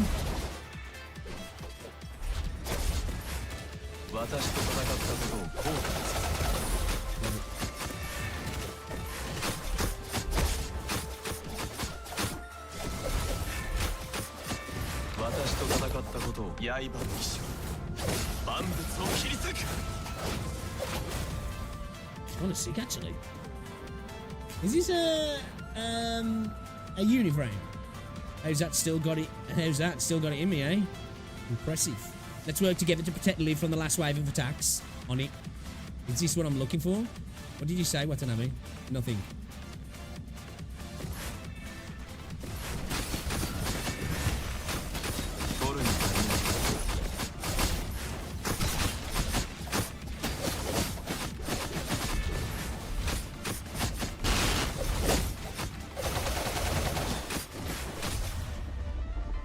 kind of sick. 今回も良かったが、今度はもっと綿密な作戦を立てよう。 A rank, is he? It's like, do you know what somebody replied to earlier as well, which just blew my mind? We were, you know that award video I put up? Like, let me just get the comment up. I'm not gonna like flame the actual individual themselves, but let me just get the comment, because I don't know what they were coming at. I don't know if maybe like I might be wrong and some of the people on the jury are from Western developers, but like the comment just like I just didn't get it. It was like so left field. Okay, so yeah, okay. No, here we go. Someone was like, I suspect all IO games will win, especially for an open voting contest like this. This is just a numbers game, to be honest. Even if WuWa wins, it won't mean much. I think it's better if the people voting are actual developers. And like that's a fair comment. But I just wanted to correct them to say, apart from the community vote, all the rest, 30% is us if we vote. 30% of the votes are ours. 20% is the team at the awards ceremony, and 50% is a jury. So a selected group of people will be the half of the votes, basically. You know, so we'll only account for a minority vote, and on the community event, it's 100%. So like, obviously, that probably will just go to the biggest community. So likely a Huyo game, really. And I'll just reply saying there's only one award that's fully community based, and all the others are communities limited 30%, the jury has 50, and the team has 20, right? And he was like, oh, that's good news then. I think that's fair, because us players will always be biased, more so when we consider that we only know and play some of the nominated games. Totally, fair comment. And I was like, agree. This other dude pops up and he's like, it would not be better. First, because it would still be a popularity contest, just with a smaller group being polled. Second, because Western game devs have been going apeshit with identity politics for a decade already. What the fuck? Like, the popularity thing, okay, yeah, because at the end of the day, award ceremonies are all popularity contests and don't mean shit. What's the relevancy of the Western game developers got to do with this award ceremony for mobile games? And two, why is that going to affect what we were just talking about? I was just like, what? What does it even mean, man? Like, I'm pretty sure that the people involved in the voting part, the jury, are not Western game developers. There might be, maybe, but I don't think they are. It's probably just journalists, like. It's fucking, which, of course, there could be their argument, but I think it's going to be people who are, around this space anyway. So I don't know if that's necessarily a worry, because look at some of the other awards. A lot of the fucking gacha games that we know and love have won anyway.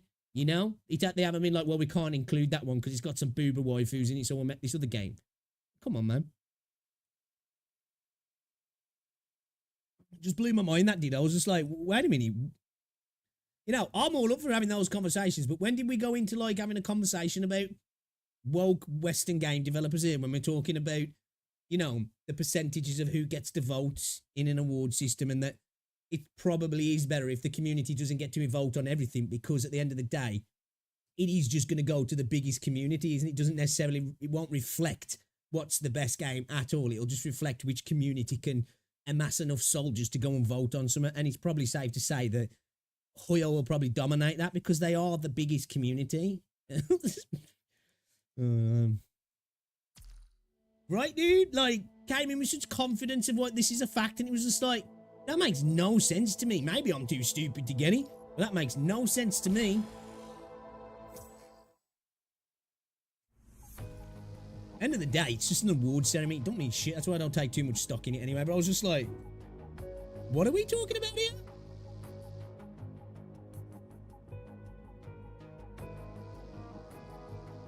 All cabin lock status have been reconfigured to lock, but only 72% of compartments are online now. We still have no information on the whereabouts of those troops expunged by the space station. Constructs can adapt to space. All commandants participating in this mission also have dedicated space equipment. Read the longer comment. I think you'll agree. What, on that video? Which one? Was it on that video?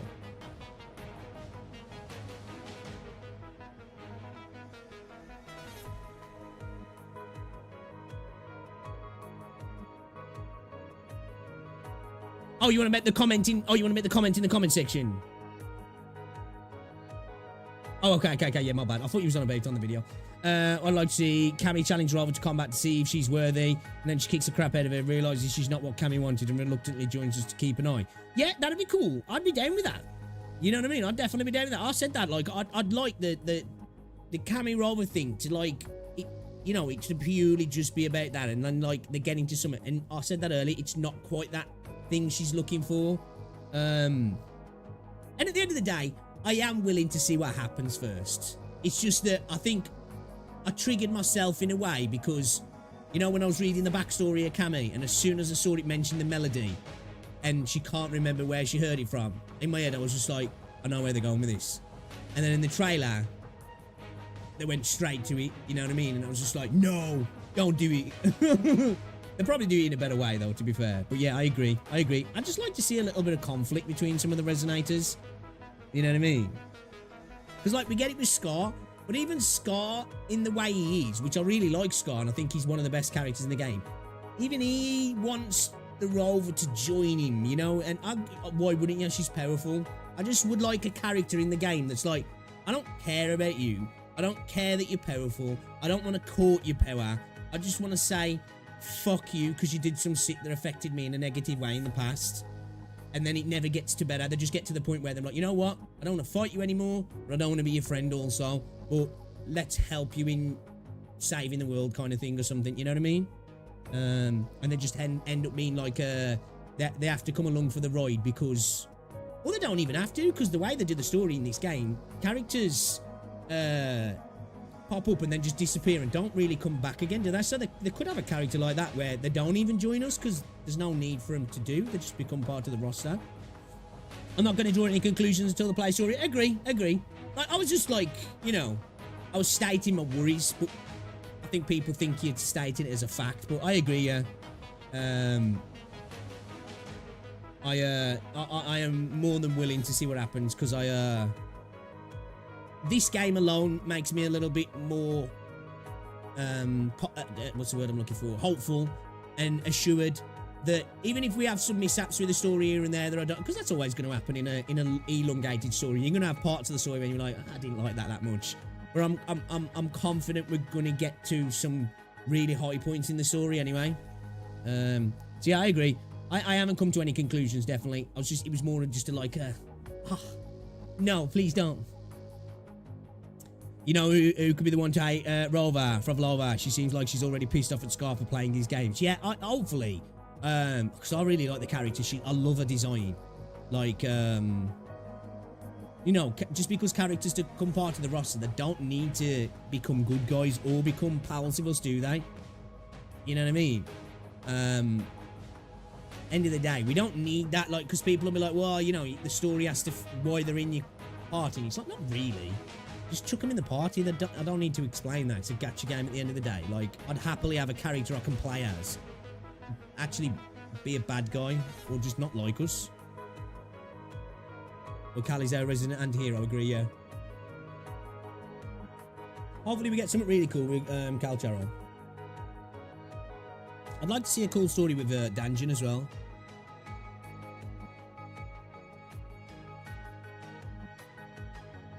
Because we have got a really cool cast of characters, haven't we, in the game, I think. I think there's a potential to have some really cool stories with them. It's like I say, I think I'm just looking for that, like, connection between the characters themselves rather than it always being with the rover. Sorry, I'm just looking at some video on Twitter that's fucking, like, turned me out a little bit here. In Wuthering Waves, may your chameleon not end up like this.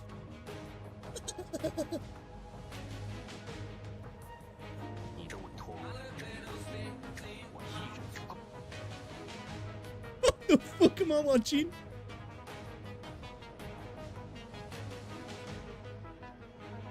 Oh god, no, please no. That's the stuff of nightmares right there. That actually looks kind of good. Right? Am I tripping? Like Jianshin with Camellia's head looks kind of fire. No, that looks fucking odd. I can't see that. Not in our and that either. Not in the way I viewed Camellia. We can't be looking at that. Constructs can adapt to space. All the commandants participating in this mission also have dedicated space equipment. The life support system should last them until they're rescued. But before that, they could only wander alone in space. We need to finish this mission ASAP. 50-50 Camellia. I've got Camellia. Wait a minute. Is that Camellia?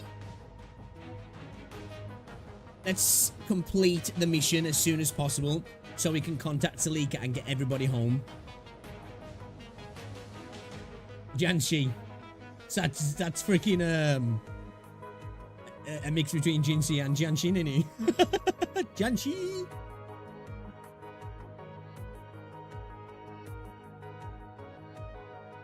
I copied the space station's log data while waiting for the lock to activate. Given that the database was also contaminated, I don't know how much useful information we can find. I'll leave it to you to filter the data, Liv. Fox calls the Janshi. Of course, the log actually recorded how the space station arrived at this state. The station failed to stop the punishing virus from invading its gravity core, which resulted in gravity disorder. It destroyed the structures and continued to attract nearby punishing virus. A high density matter was created in the gravity core. It was formed by a large amount of punishing virus. According to the log, this process is called heteromerization, and this high density body is hence named punishing heteroma. The scary thing is these heteromers can gather and disperse at will while maintaining high coordination with one another. It was also recorded that a cross-shaped enemy would control the nearby heteroma particles to form various corrupted that were seen on Earth, which means we have been fighting punishing virus itself. Lucia clenches her blade. This information is incredibly important to humanity. We need to tell the world about this. Soon, we will have to face more than just information. All ally signals are moving toward the gravity device in the core. We must not fall behind.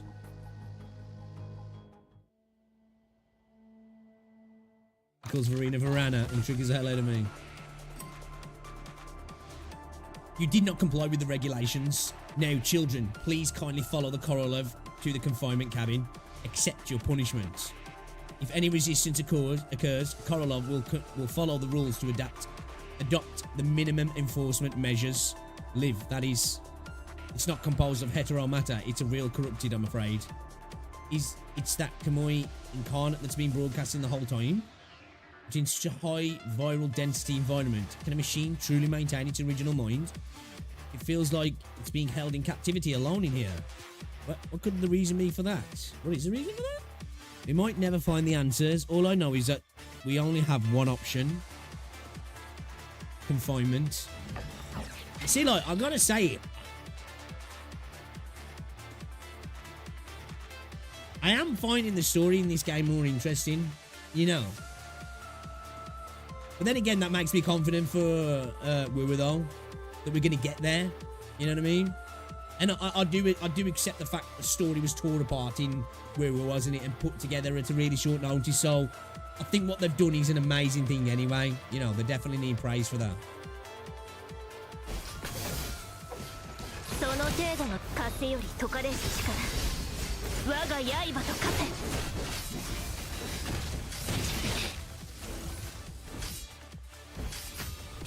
聖書は歯応えないわ。闇がみんなを守る。人事を尽くす。消滅。大丈夫です。 I remember when I bought this thing before, it gave me a little bit of trouble. 現在 Oh. HP のやや危険領域です。みんなを守る。 Oh, that's right again.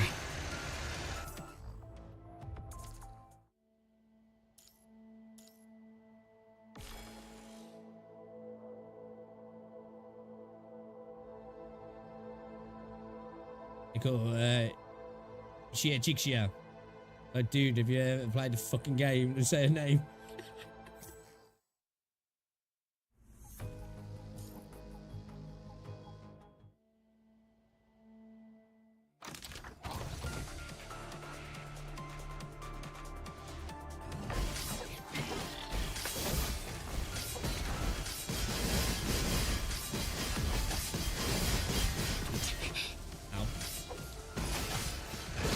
風より解かれし力我が刃と化せ全部打ち砕いていいか。生死を分けるのは一瞬よ。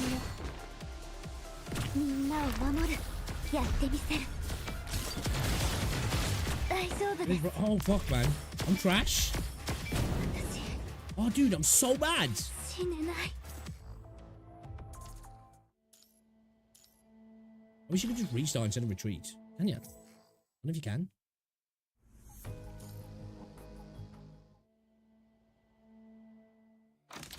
I'm spamming dodge too much, man. I'm too used to playing fucking WuWa, man. You know what I mean? Fuck. And then I don't. 全力でかかって私もいけます。風より解かれし力我が刃と化せ。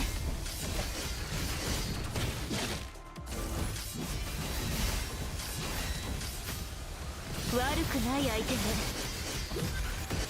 闇がまとわりついてきて俺の状況少しやばいかもしれない。お前ら全て粉々にしてやるぜ。みんなを守る。やってみせる。全部打ち砕いていいか。隙だらけよ。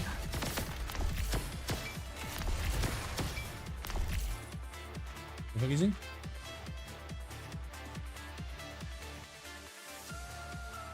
Oh shit, I got pressed! This is kinda sick.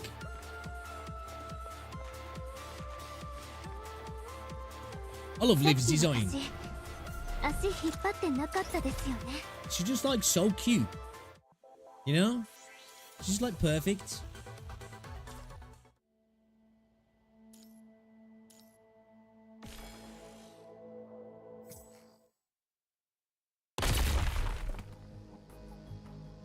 The platform could not withstand the battle between the Grey Raven and the Corrupted. It shatters into pieces, separating the members of the Grey Raven. Lucia, Commandant, and Watanabe are Commandant. I'm fine. Liv, let's keep shooting. Okay. Korolev, completely untouched by Lee and Liv shooting. It seems to have chosen you as a target, Commandant of Grey Raven. Although significantly damaged, Korolev's weapon modules are still preparing for the next round of attack. Humans are doomed. Stay behind me. Don't move. Watanabe moves forward as he prepares to face corrupted Korolev alone. However, connecting. Attention to all Babylonian forces. Explosives are being installed on the gravity cabin wall structure, ready for final detonation. All personnel. She got that healer personality, most RP. Yeah, it's kind of true actually, that is, to be fair. I suppose he's that kind of a tropey healer character, isn't he? Still though, I really like her. But you are right, you are right. Switch to vacuum mode immediately. Countdown. Detonation. Why blast the cabin wall now? What's Babylonia planning? It might be actually, Neo, like, I wouldn't be surprised if he's down now, though, because, yeah, I would imagine so, yeah. I haven't tried to get on it since earlier. I've gone to get my daily login and then just bounced. The cabin wall is destroyed by a giant explosion, but the debris does not fly inwards. Instead, they are sucked out by the enormous negative pressure. Liv. Lucia strikes her blade into the ground and holds Liv with her other hand, while Liv tries her best to control the levy guns so that they do not get sucked into space. Grab on. Watanabe grabs the shattered platform and reaches out his arm. I did my dailies and bounced. Yeah, everything was gone for me. The only thing that was up there was oh shit, what's that one? That one event where he's got, like, when you click on when you get to the scalar past and he's got the one event that's upcoming. That was the only thing that was available, and something else, I think. There's only like 3 things on there. I didn't have anything to do. Raider SARS, that might be, yeah. You got it. With Watanabe's support, you can now aim at Korolev's weak points. Meanwhile, Korolev continues to climb over with its robotic arms. Aim and fire. Bang, bang. But it lost balance after its eye is hit and falls into the volatile torrent created by space. Watanabe shouts something, but he could hardly be heard. After switching to electromagnetic communication, I said good shot. Although the air nearby gets completely drained, the chaotic scene does eventually come to a rest. You look into space through a hole created by the explosion and see a floating satellite. Connecting. Hello. The prism is ready. It's up to you now, Task Force. There's only one chance. Once you stabilize the core, send me the signal. Make sure it's not too early or too late. Dude, I swear if this had got the sort of scope of WuWa, this would be insane, because this like feels like a fucking dope-ass like sequence of events. It's just we don't get the emphasis of it because it's obviously just like a novel, like, you know what I mean?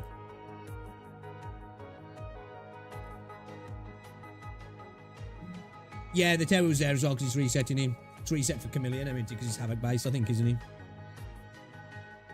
Yeah, Cold Cleansing was gone. Yeah, there was just 3 on there, I think. Can't remember what exactly, though. As soon as I saw that, I was just like, there's no point doing anything else, man. I'll just fucking get me 90 asteroids and fuck off. Pre-installed the update, like, and jumped off, like. Prism, I think I know what's going on now. Huh? What's that sound in the signal?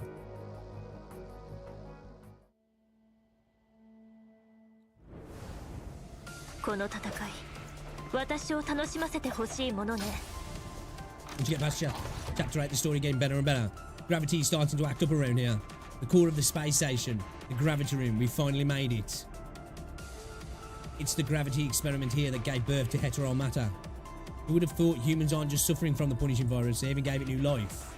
But Nabi, thank you for fighting with us all the way. Don't worry, I won't leave until the threat of the space station is resolved. I know those enemies were just a warm-up for you.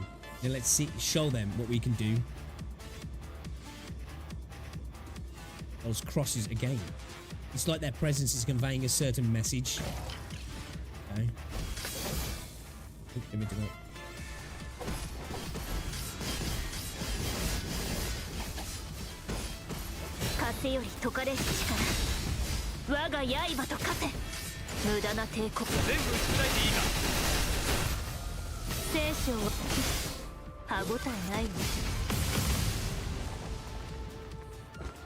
Ow. The fuck?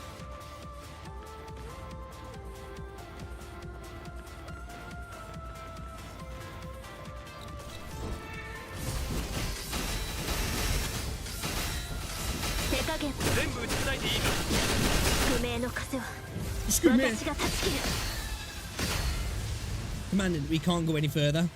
This is artificially designed area now that we've dispatched the enemies. The mechanism should be returning to normal. Try to get closer to the edge. Oh, nice. What a stunning design. This can only be achieved by precise gravity manipulation. If I recall, there's gravity generators inside Babylonia as well, no? Yes, but I never thought I would come so close to its prototype. I've just tested its integrity. It should be good to go.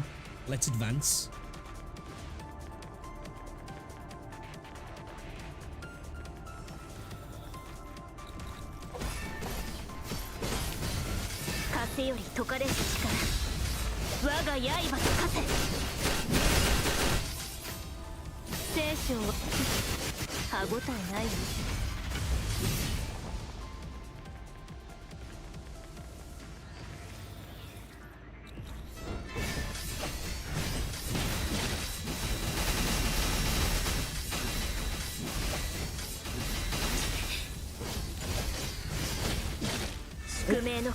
Look at a bunch of attacks in. Fucking up.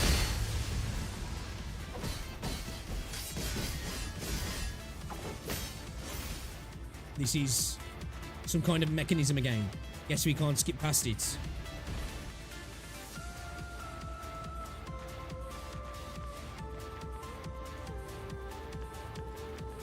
Interact with the obelisk.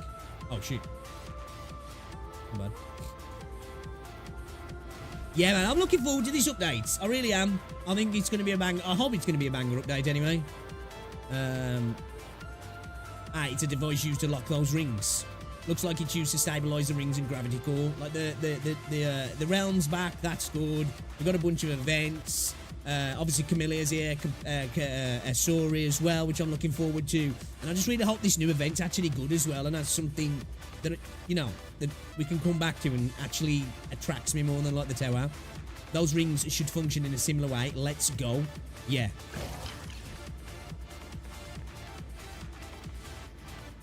Maybe should have been named Timegate the game.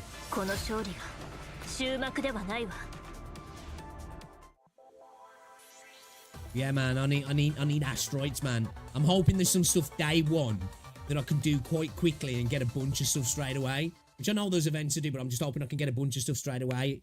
Because I think I'm going to end up having to open my wallet. I need to look at her copies to see what we get out of those. But I've got to get Cammy. Like, I've got to get her. I really want to get her. It's like one of my most anticipated characters. I'll be remiss if I don't. I haven't got a guarantee, though, so obviously it could take me 160 pulls. I want to get a weapon as well. So, you know, potentially another 80 pulls there. We could be looking at 240 pulls. And then obviously, if I want to get some copies, I don't know if I do yet. I'll have a look, but yeah, man, yeah. Yeah, I'm pretty sure I heard altogether, like, I think across the entirety of the patch, from where I was hearing some people, it was saying it was like going to be like about I think some people were saying like be worth like 80 to 100 pulls, I think, if you do everything. Obviously, that'll be over the entirety of the patch, though, so obviously, Camellia would be gone halfway through that, like.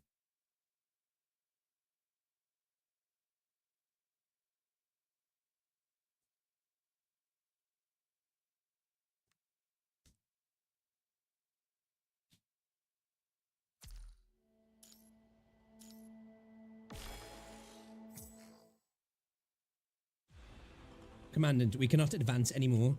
This area seems to have more puzzles. If we force our way through, the large number of heteromatter shards could form enemies like we saw. These puzzles must have an unlocking command. I know, it's the information from the log data. However, these parts have been contaminated by the punishing virus and cannot be read. Could this be a coincidence? Of course not. Punishing virus under heteromerization has displayed clear traits of consciousness. Looks like we have to force our way through. Connecting. Excuse me, is that Grey Raven down there? Yeah! Well, Tanabe's guess wasn't wrong. Who are you? Wait, is that Miss Ayla? Yes, I'm Ayla, a member of the 2nd Archaeological Team. Why is she here? Liv, Lee, do you know her? She's a very popular young artist in Babylonia. Murray likes to go to her exhibitions. I like Miss Ayla's work too. I like his music. I have been wanting to meet you too, especially. Oh, I should probably talk about that later. I've got more important things to tell you. My mission here is to rescue a construct named Selena. She's a very important friend of mine. Selena's already had access to all of the information within the database of this space station. She said some of it could be vital to you, as it was related to the design of these rings. Right, we do need some guidance to help us through. Okay, but for some reason, she cannot send the info directly to you. It has to come to me before I can tell you. Is that alright? Can you tell me the reason? Given Selena's current state, she's unable to explain it in person. We understand. Commandant, I'll keep a record. I can't say much because I've been saving them and I'm really close to 10k asteroids. An okay spot for Yinlin, but it's not guaranteed like GMOs. Still in a dilemma whether or not I should get Camellia weapon or Yinlin weapon. I heard her signature have the same stats as normal 5-star swords. Oh, Cammy's. The thing with Cammy's weapon, it's really good for Camellia. Really good for Camellia. It's not like the other weapons though, where it'll give you like, you know, a good few resonators, you know, a buff, if you will. Like, you know, it's not good for a bunch of them. It's really specifically for her. The Cam Sword is good for Havoc, Rover, or Yang Yang, but not for anyone else. I suppose, yeah, it probably would work decent for Havoc, Rover. I guess maybe in a lesser form for Yang Yang, but it's definitely more for Cammy. Like, it's been, you know, like, all the other 5-star signatures are definitely better with who they come with, but then they'll work really well with other people, and it's like a very small drop-off in comparison. Cammy's is, it's basic attack, you know what I mean? It's like heavily focused. Everything's on basic attack, basically. So like, if you're not getting any benefit from basic attack, it ain't doing shit for you, really. But it's a really good weapon, though. It's just very focused. But the String Master, I've got to get that as well, man. Like, I'm still annoyed that I never got that before, because it's an insane weapon. I'm not sure what should happen if you mess up, but please follow my instructions. String Master's great rectifier across the board. It's good for all DPS users. Yeah, String Master's great.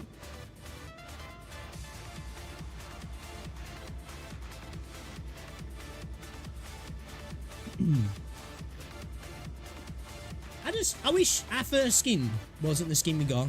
I know I'm probably being picky now, but I think we could have got a cooler looking skin, right? From 2 to 1. Do you have any ideas? It seems to be related to these light beams. I'll try brute force it, but it's going to take some time. And it might trigger high alert. Anyway, let's get through this together, Commandant.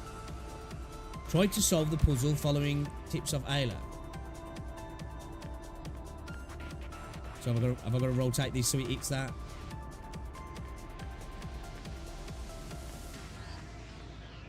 Oh. Guess I'm going on to this one. 2 in 2, maybe it's something to do with the number of light beams. Oh, wait a minute, what have we done here?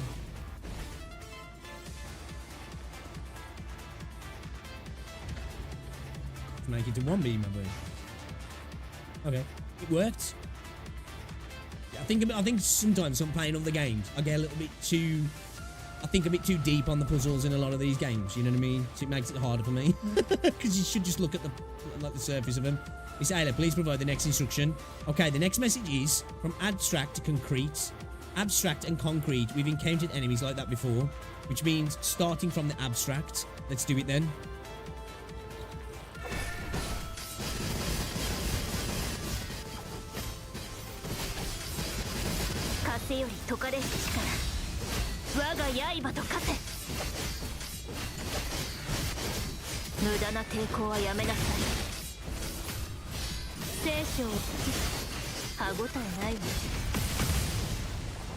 We can move on now. Yo, what's going on, Kaylin? Yo, is this Aether Gazer? No, we're on PGR. I was about to say, it looked a bit different. We're about to take a quick shower. Should be about 20 minutes. Catch you going taking a shower unheard of, right?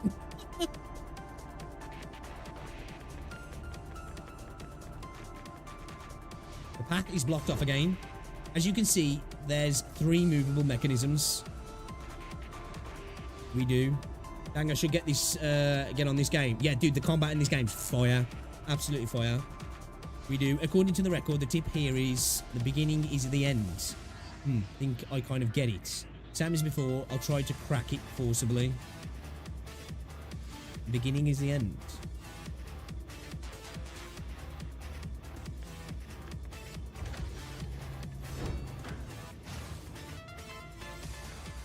We need to do... Right.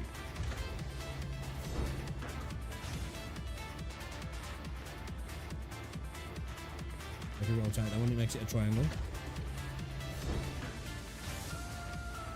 Yeah? Oh, let's go. I smell like a WoW player, to be fair. As expected, you solved the puzzle first, Commandant. Just that good, bro.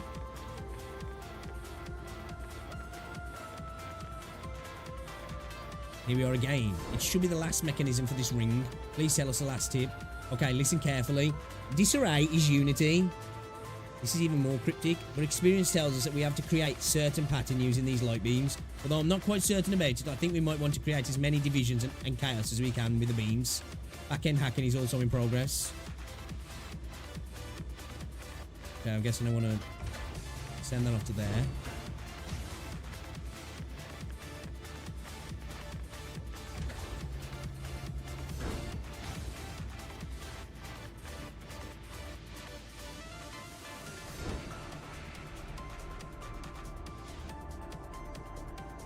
I think we got it. Yeah, well done. The control mechanism for the next ring has appeared. Let's continue. So is this game challenging? Well, it's... Well, I haven't got to the end game stuff, but people are telling me, like, this game will make you mold. Because the combat in this game, it just, like... When I first played it, it was like, I don't know if I like it. Because it's, like, heavily based around this ping system, but it's incredibly nuanced, actually. And people who played the end game say there's some seriously hard content. I haven't got to that content yet. But I can imagine it, though. I can imagine it getting quite difficult. Okay, can we go into the inner ring then? No. Only a few rings left. Yeah, we'd better hurry. Other troops should be on their way now. No matter what the enemy awaits. This time we have countless teammates on our side. 次に向かうわよ。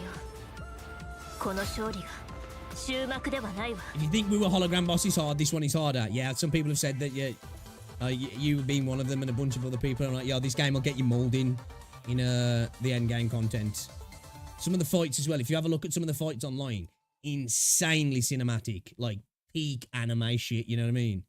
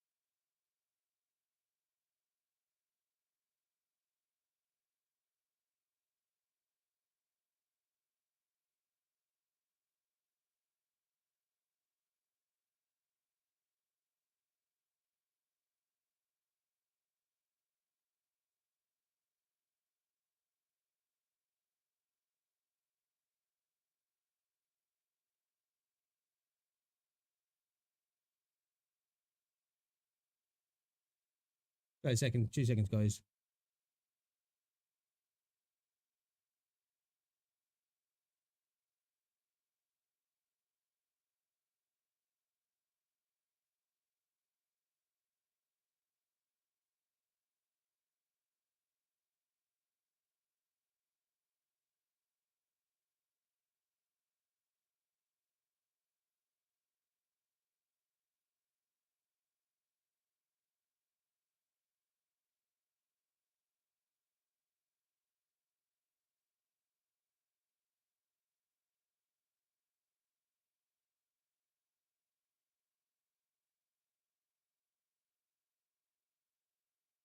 Right, just a bit, yeah. I will be with you in a moment.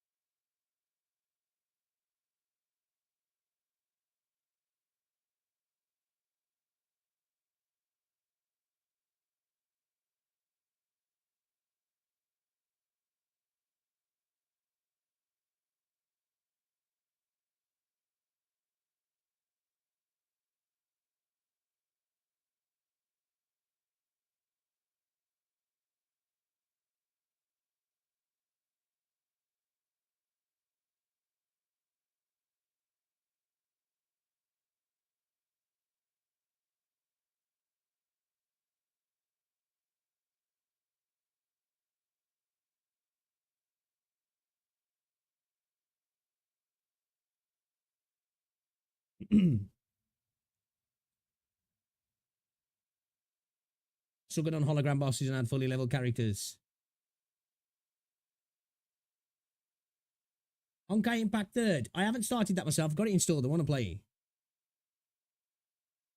Well, I guess you could say probably the amount of time I stream is kind of full time, but it's not like, it's not my income. Yeah, I was going to say that's true as well, what ROG says. Like, I just try it out, man. If you like it, play. It's definitely a game you can play without putting any money in it and get a lot of fun out of it, you know what I mean? So you ain't got to worry that, like, oh, I'm going to have to pay to play or invest a little bit. Like, this game's been around for 5 years now. They're still updating content. You've got plenty of stuff to do in the game. There's plenty of end game. There's lots of content. It's continually getting updates.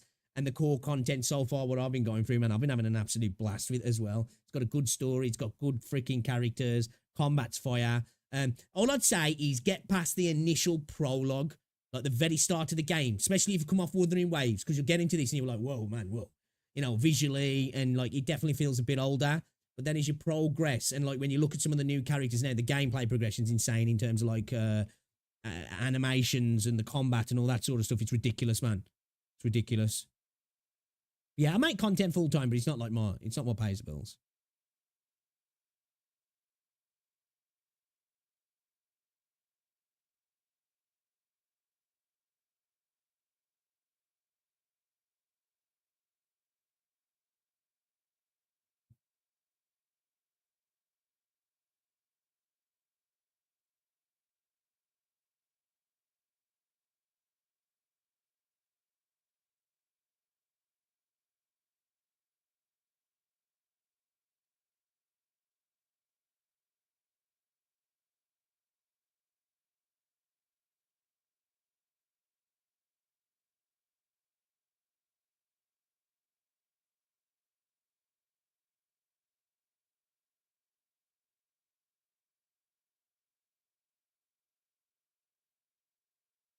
Yeah, it's good to see that he's like, this has got that. Saying that though, from what I've seen of the newer stuff in Aether Geyser seems to have had that as well. Yeah, as somebody who, Wuthering Waves is like my main game, if you will, in terms of gachas. Like, this is fire, this is man. Miss Ayla, are you there? She appears to be online in the channel, but there's some weird noise. Could it be Selena? Communication has been cut. She was probably attacked. We need to move. Commandant, there's a record on the radar. Miss Ayla's signal came from a disconnected compartment. She was fighting against a corrupted signal. No, it's an Ascendant. Right, Ascendant. No wonder we didn't see them. They must be after something else. It's coming. This is Gabriel. Ascendants. As the airtight valve of the compartment is blast open, a black giant silhouette jumps out of the opening, falling rapidly toward the ring where the Grey Raven is located. Yes, Commandant. Yeah, it's Gabriel, yeah. Or Gabriel. A dark shadow lands, creating a huge impact. It is a mechanoid in a heavy coat wearing a bowler hat. What? No way. Liv and Lee's probing shots are all deflected by a heavy coat made with special material.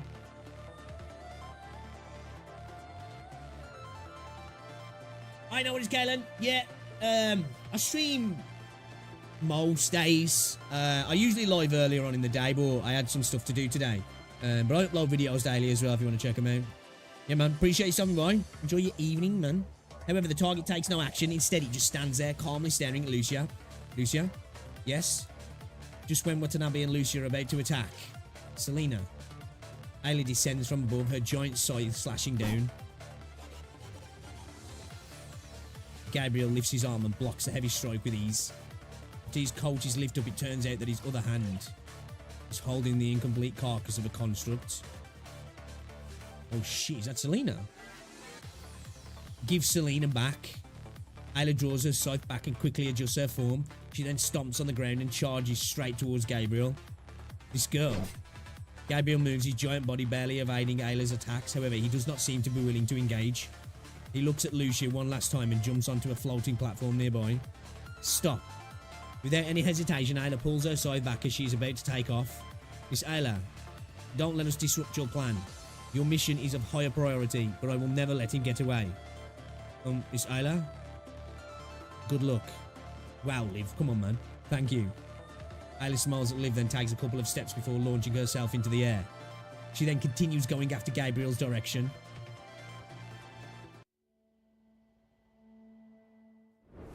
Alright! この戦い Alright. 私を楽しませてほしいものね Find a way to get in touch with the core ring. Okay. Ida weren't messing around, was she? She was going in. その私もいけます風より解かれし力我が刃と化せ聖書を歯ごたえないわ宿命の風は A 私 Skuria. が断ち切る Enemies here look different. They didn't decompose on being defeated. Instead, they entered into a state similar to hibernation. The energy flow is stable inside their remains. No more paths forming ahead. Might be because of those enemies. Commandant, I don't know what you make of it, but we better act with caution. After all, this is a new variant from the ones we've been dealing with.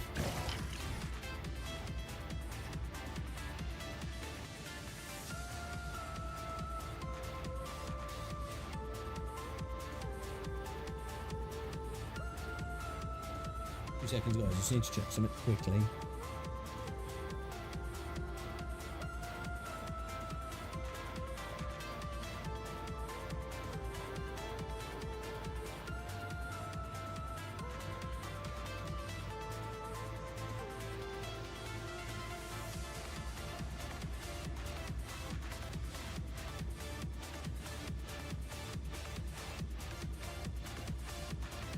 Oh yeah, good news as well. My passport should hopefully be here tomorrow. After all the problems we had with you.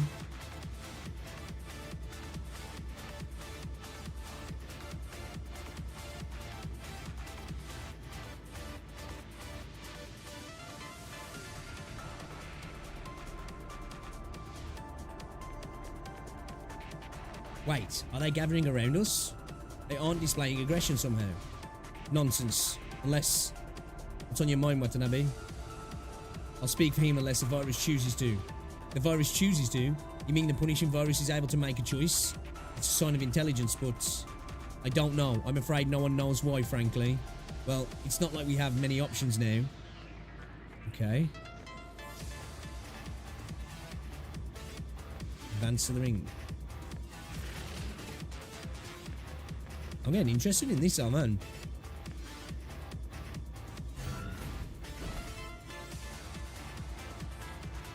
Obviously trying to push us forward, isn't it? A path is made, the energy inside these enemies are transferred to the mechanism. And also flowing towards the gravity core. Sounds just like a recipe for disaster. That core is primary target of this operation. At the very least, we're getting closer to our final targets.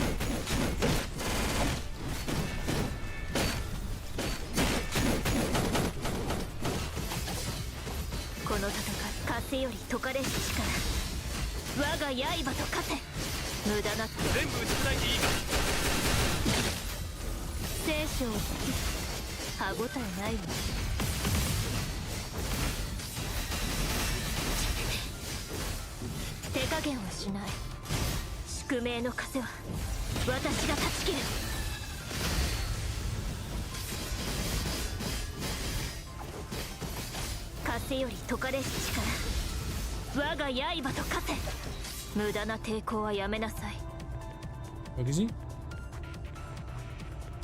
Still got some juice left in you?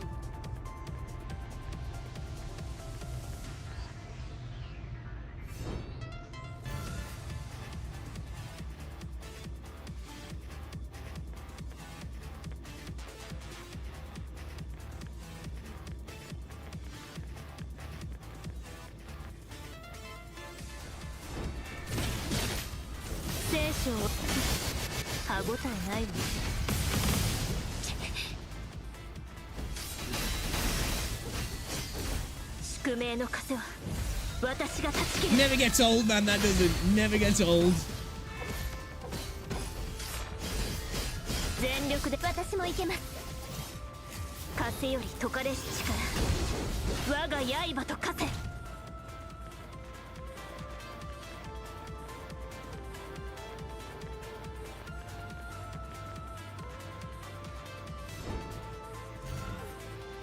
crack-a-lacking.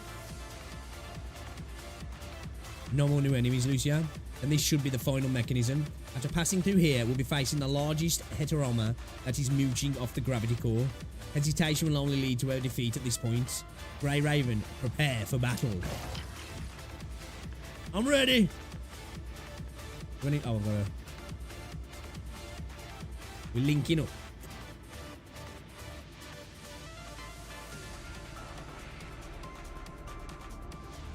The core ring has gone down. Advance to the core ring. 次に向かうわよ。この勝利が終幕ではないわ。Yeah, that was a sick one, that was. I enjoyed that one. Nice and a bit of chunkiness to it, you know. We didn't just like get it done quickly. That was cool. I enjoyed that.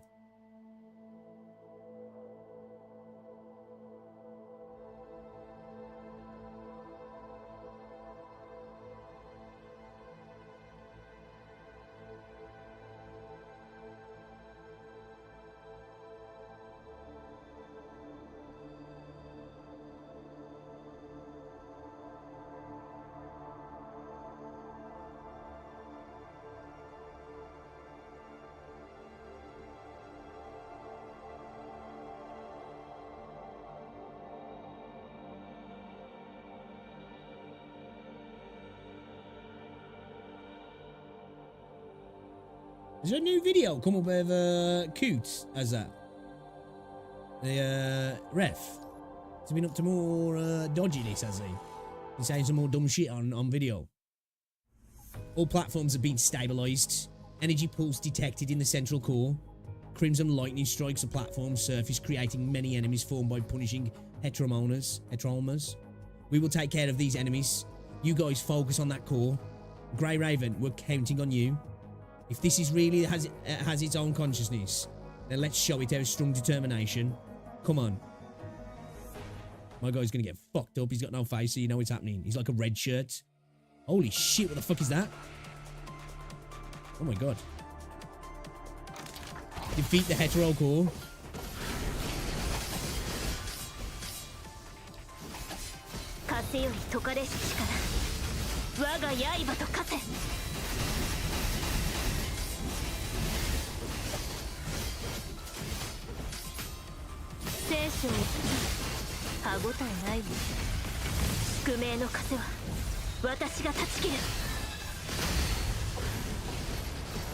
闇がまとわりついてきても俺は光に向かって歩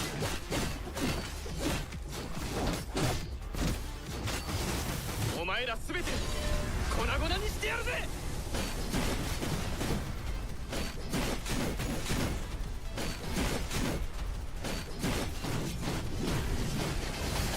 全力でかかって。私もいけます。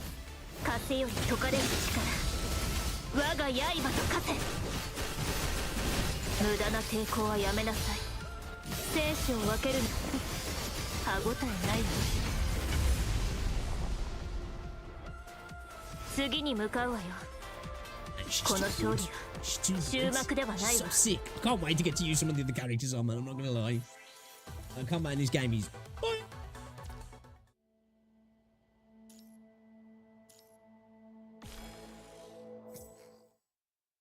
big worm core. Did we succeed? It only adjusted its form temporarily. There's no substantial change. In that case, let's keep suppressing it. Sooner or later, we'll find its weak point. Time to take out your secret weapon, don't you think? You noticed? Watanabe, how did you know? You've done so much preparation, I would be a fool if I couldn't guess it already. Watanabe looks at the satellite outside.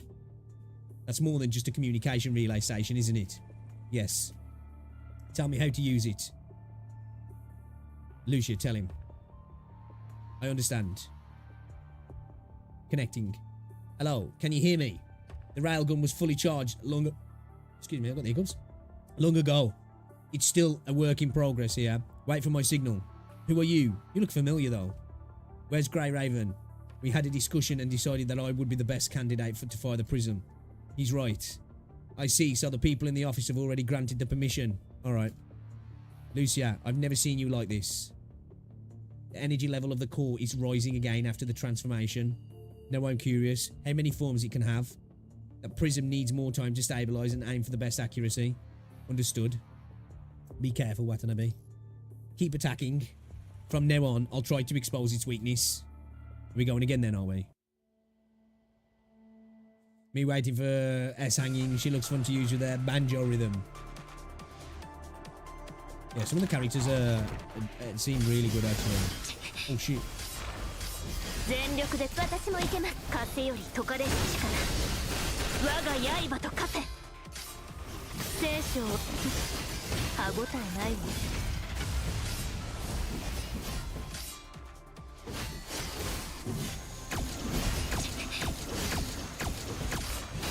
手加減はしない。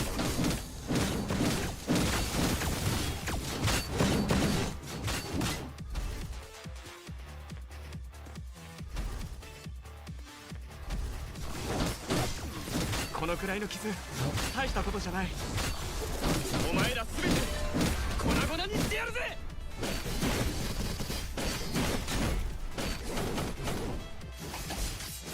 この戦い、私を楽しませてほしいものね。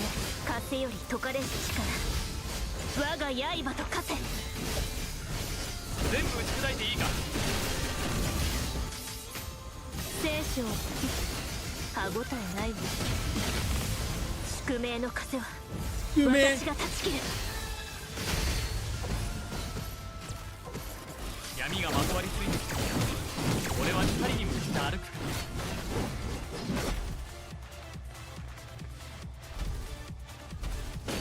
Okay. My Bluetooth keeps get disconnected and connecting. 私もいけます。お前ら全て粉々にしてやる Bluetooth ぜ。 disconnected. Bluetooth connected. 全力で私もいけます。風より解かれる力。我が刃と化せ。聖書を歯ごたえないわ。Get out of here, bitch! 次に向かうわよ。この勝利が終幕ではないわ。Success.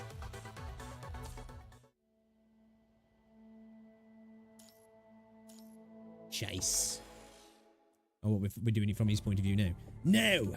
All squads immediately evacuate from the core. Fire!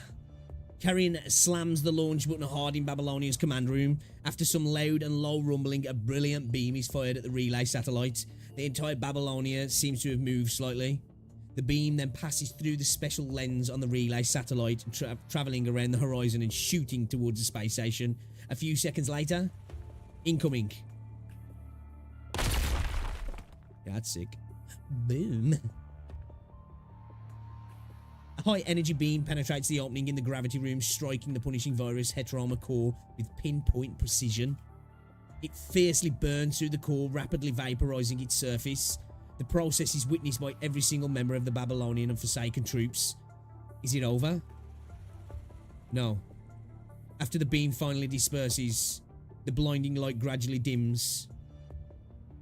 Is it like the center of the platform in the gravity room? The burning shell of the hetero core falls off, revealing a cube striped in black and red inside. It's like in friggin' Independence Day when they nuke the ship. They think it's gone and then like it comes back in and boom, it's just there. Like the smooth and delicate surface shows no signs of damage. It seems that this is the true face. What the hell? What was that? Just a shell? It seems that all physical traits observed by the recon teams before, they're all a deliberate disguise.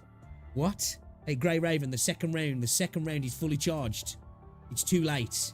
The space station receives the full impact from Babylonia and begins to spin. The relay satellite can no longer aim. Meanwhile, inside the gravity room, it gathers mass again. What do we do, Commandant? There's nothing we can do now. We still have a chance. As long as we can still suppress it, there will always be a second chance. The space station slowly spins as the scene outside the skylight of the room continues to change. More energy is being generated again, this time at its bottom. What is it trying to do? This situation, if... Damn. Sunlight reflected by the blue planet shines directly into the gravity room through the skylight. Could it be... A shockwave emits from the base of the heterocore. Wrapping some matters within, it ejects itself from the... Oh, it's going towards Earth. Entrance to the gravity room. Heading toward humanity's home, Earth. Watanabe is the first to react. Forsaken, retreat from the space station at once. Roger. The evacuation route has been sent to you, sir. Watanabe turns around, bolting towards the exit of the gravity room. Watanabe. Is he trying to... Only the stunned group from Babylonia is left in the gravity room. Ooh, getting a little bit fucking... Oh, what's this?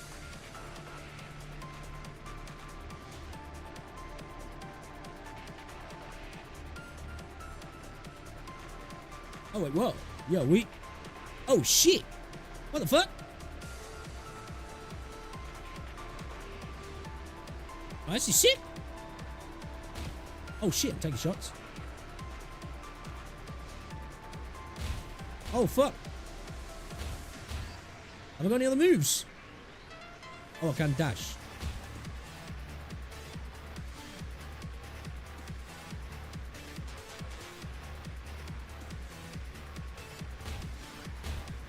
Oh my god.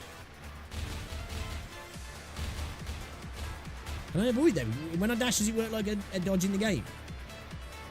Will I dodge it? I don't think I will I?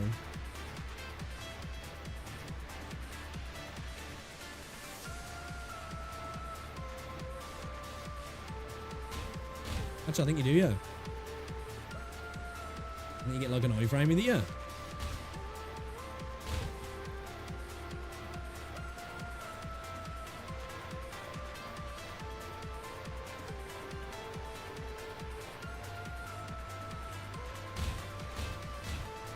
Holy shit, bro.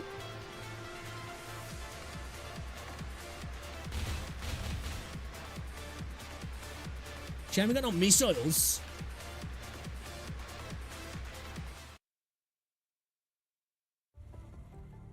Mr. Watanabe, you are too close. 4 nuclear bombs launched on the aircraft. Star Fox, kind of, yeah, actually. Watanabe pushes the lever to its limit as his aircraft struggles to turn. However, a few seconds later, the missiles are in contact with the punishing core.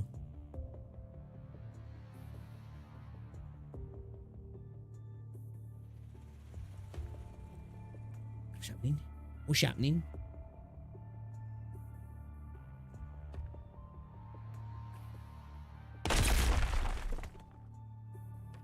Oh shit, what happened? Fire swallows everything. A giant fireball appears miles above the Earth from the 4 nuclear explosions. Won't that create an EMP? Babylonia command. Now. Watanabe's signal. It's gone. All Forsaken signals are also gone.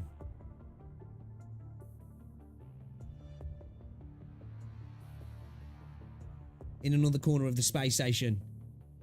Shit, this is fucking dark, man. Unfortunately, your fate is not in your own hands. Gabriel takes his eyes away from the broken body of Selena in his arms. Punishing relay communication initiated. Gabriel, how is it? Target construct successfully captured. Both the corruption rate and functionality are in line with their estimations. Good. Roland and I will be waiting for you at the planned destination. Ugh. You know he's not going to last. You mustn't be late. Understood. What about the other side? Sister's operation has also begun. I see. After the conversation, Gabriel put Selena into the launch capsule before squeezing himself in. Gabriel adjusts Selena's pose, then closes the gate and presses the launch button.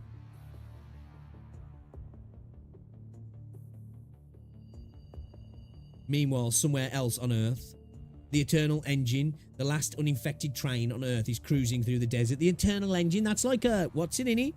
Snowpiercer, that's called the Eternal Engine. Ahead of its track, fire rains down the navy blue sky as a comet's fall from space. The burning red light has painted the exterior of the train scarlet. On the lavish balcony outside one of its carts, 2 figures watch as this calamity descends from the sky. That beacon will attract all kinds of attention. People will take advantage. I like the idea that it's like a fucking eternal fucking engine train. That's sick. Yo, what's going on, Neo? Welcome back, dude. Sophia, I'm here. What's the progress? The scouts returned. It's as you expected. Also, a new face showed up in the commoner carriage. Has it got a commoner carriage as well? This is Snowpiercer? Don't mind it. I'll have him keep an eye out. For now, proceed as we planned. What's done is done. We have to get our leverage before others make their moves.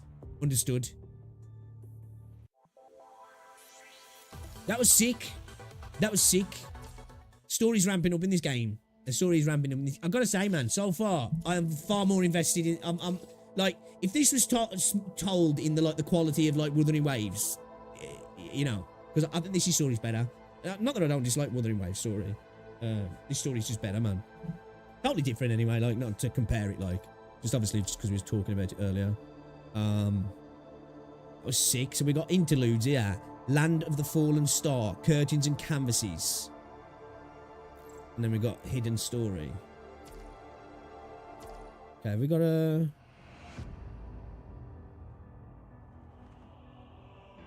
Oh, we're gonna be on that. Do we get to go on that train then? The Eternal Engine. Yeah, I want to go on that. Sick. Got any interludes in this? All right.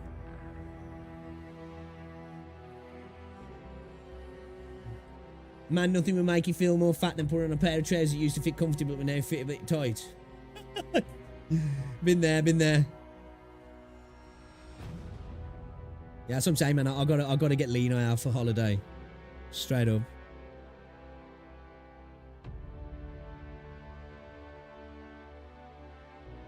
Alright, yo, chat, I'm gonna call it though, yeah. It's 9:30. I'm gonna go spend some time with Rosie.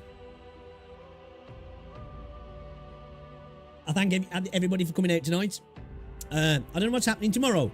Because I don't know if me and Rosie are going out tomorrow. Because she's like, out of the day she's got booked off. One's like a mental health day that they give them at work. But they have to do something they don't usually do. And they have to take a picture and send it to the work. Because, you know.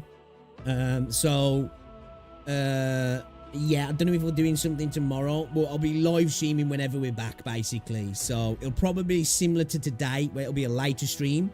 And then we'll do that. Friday, back to normal.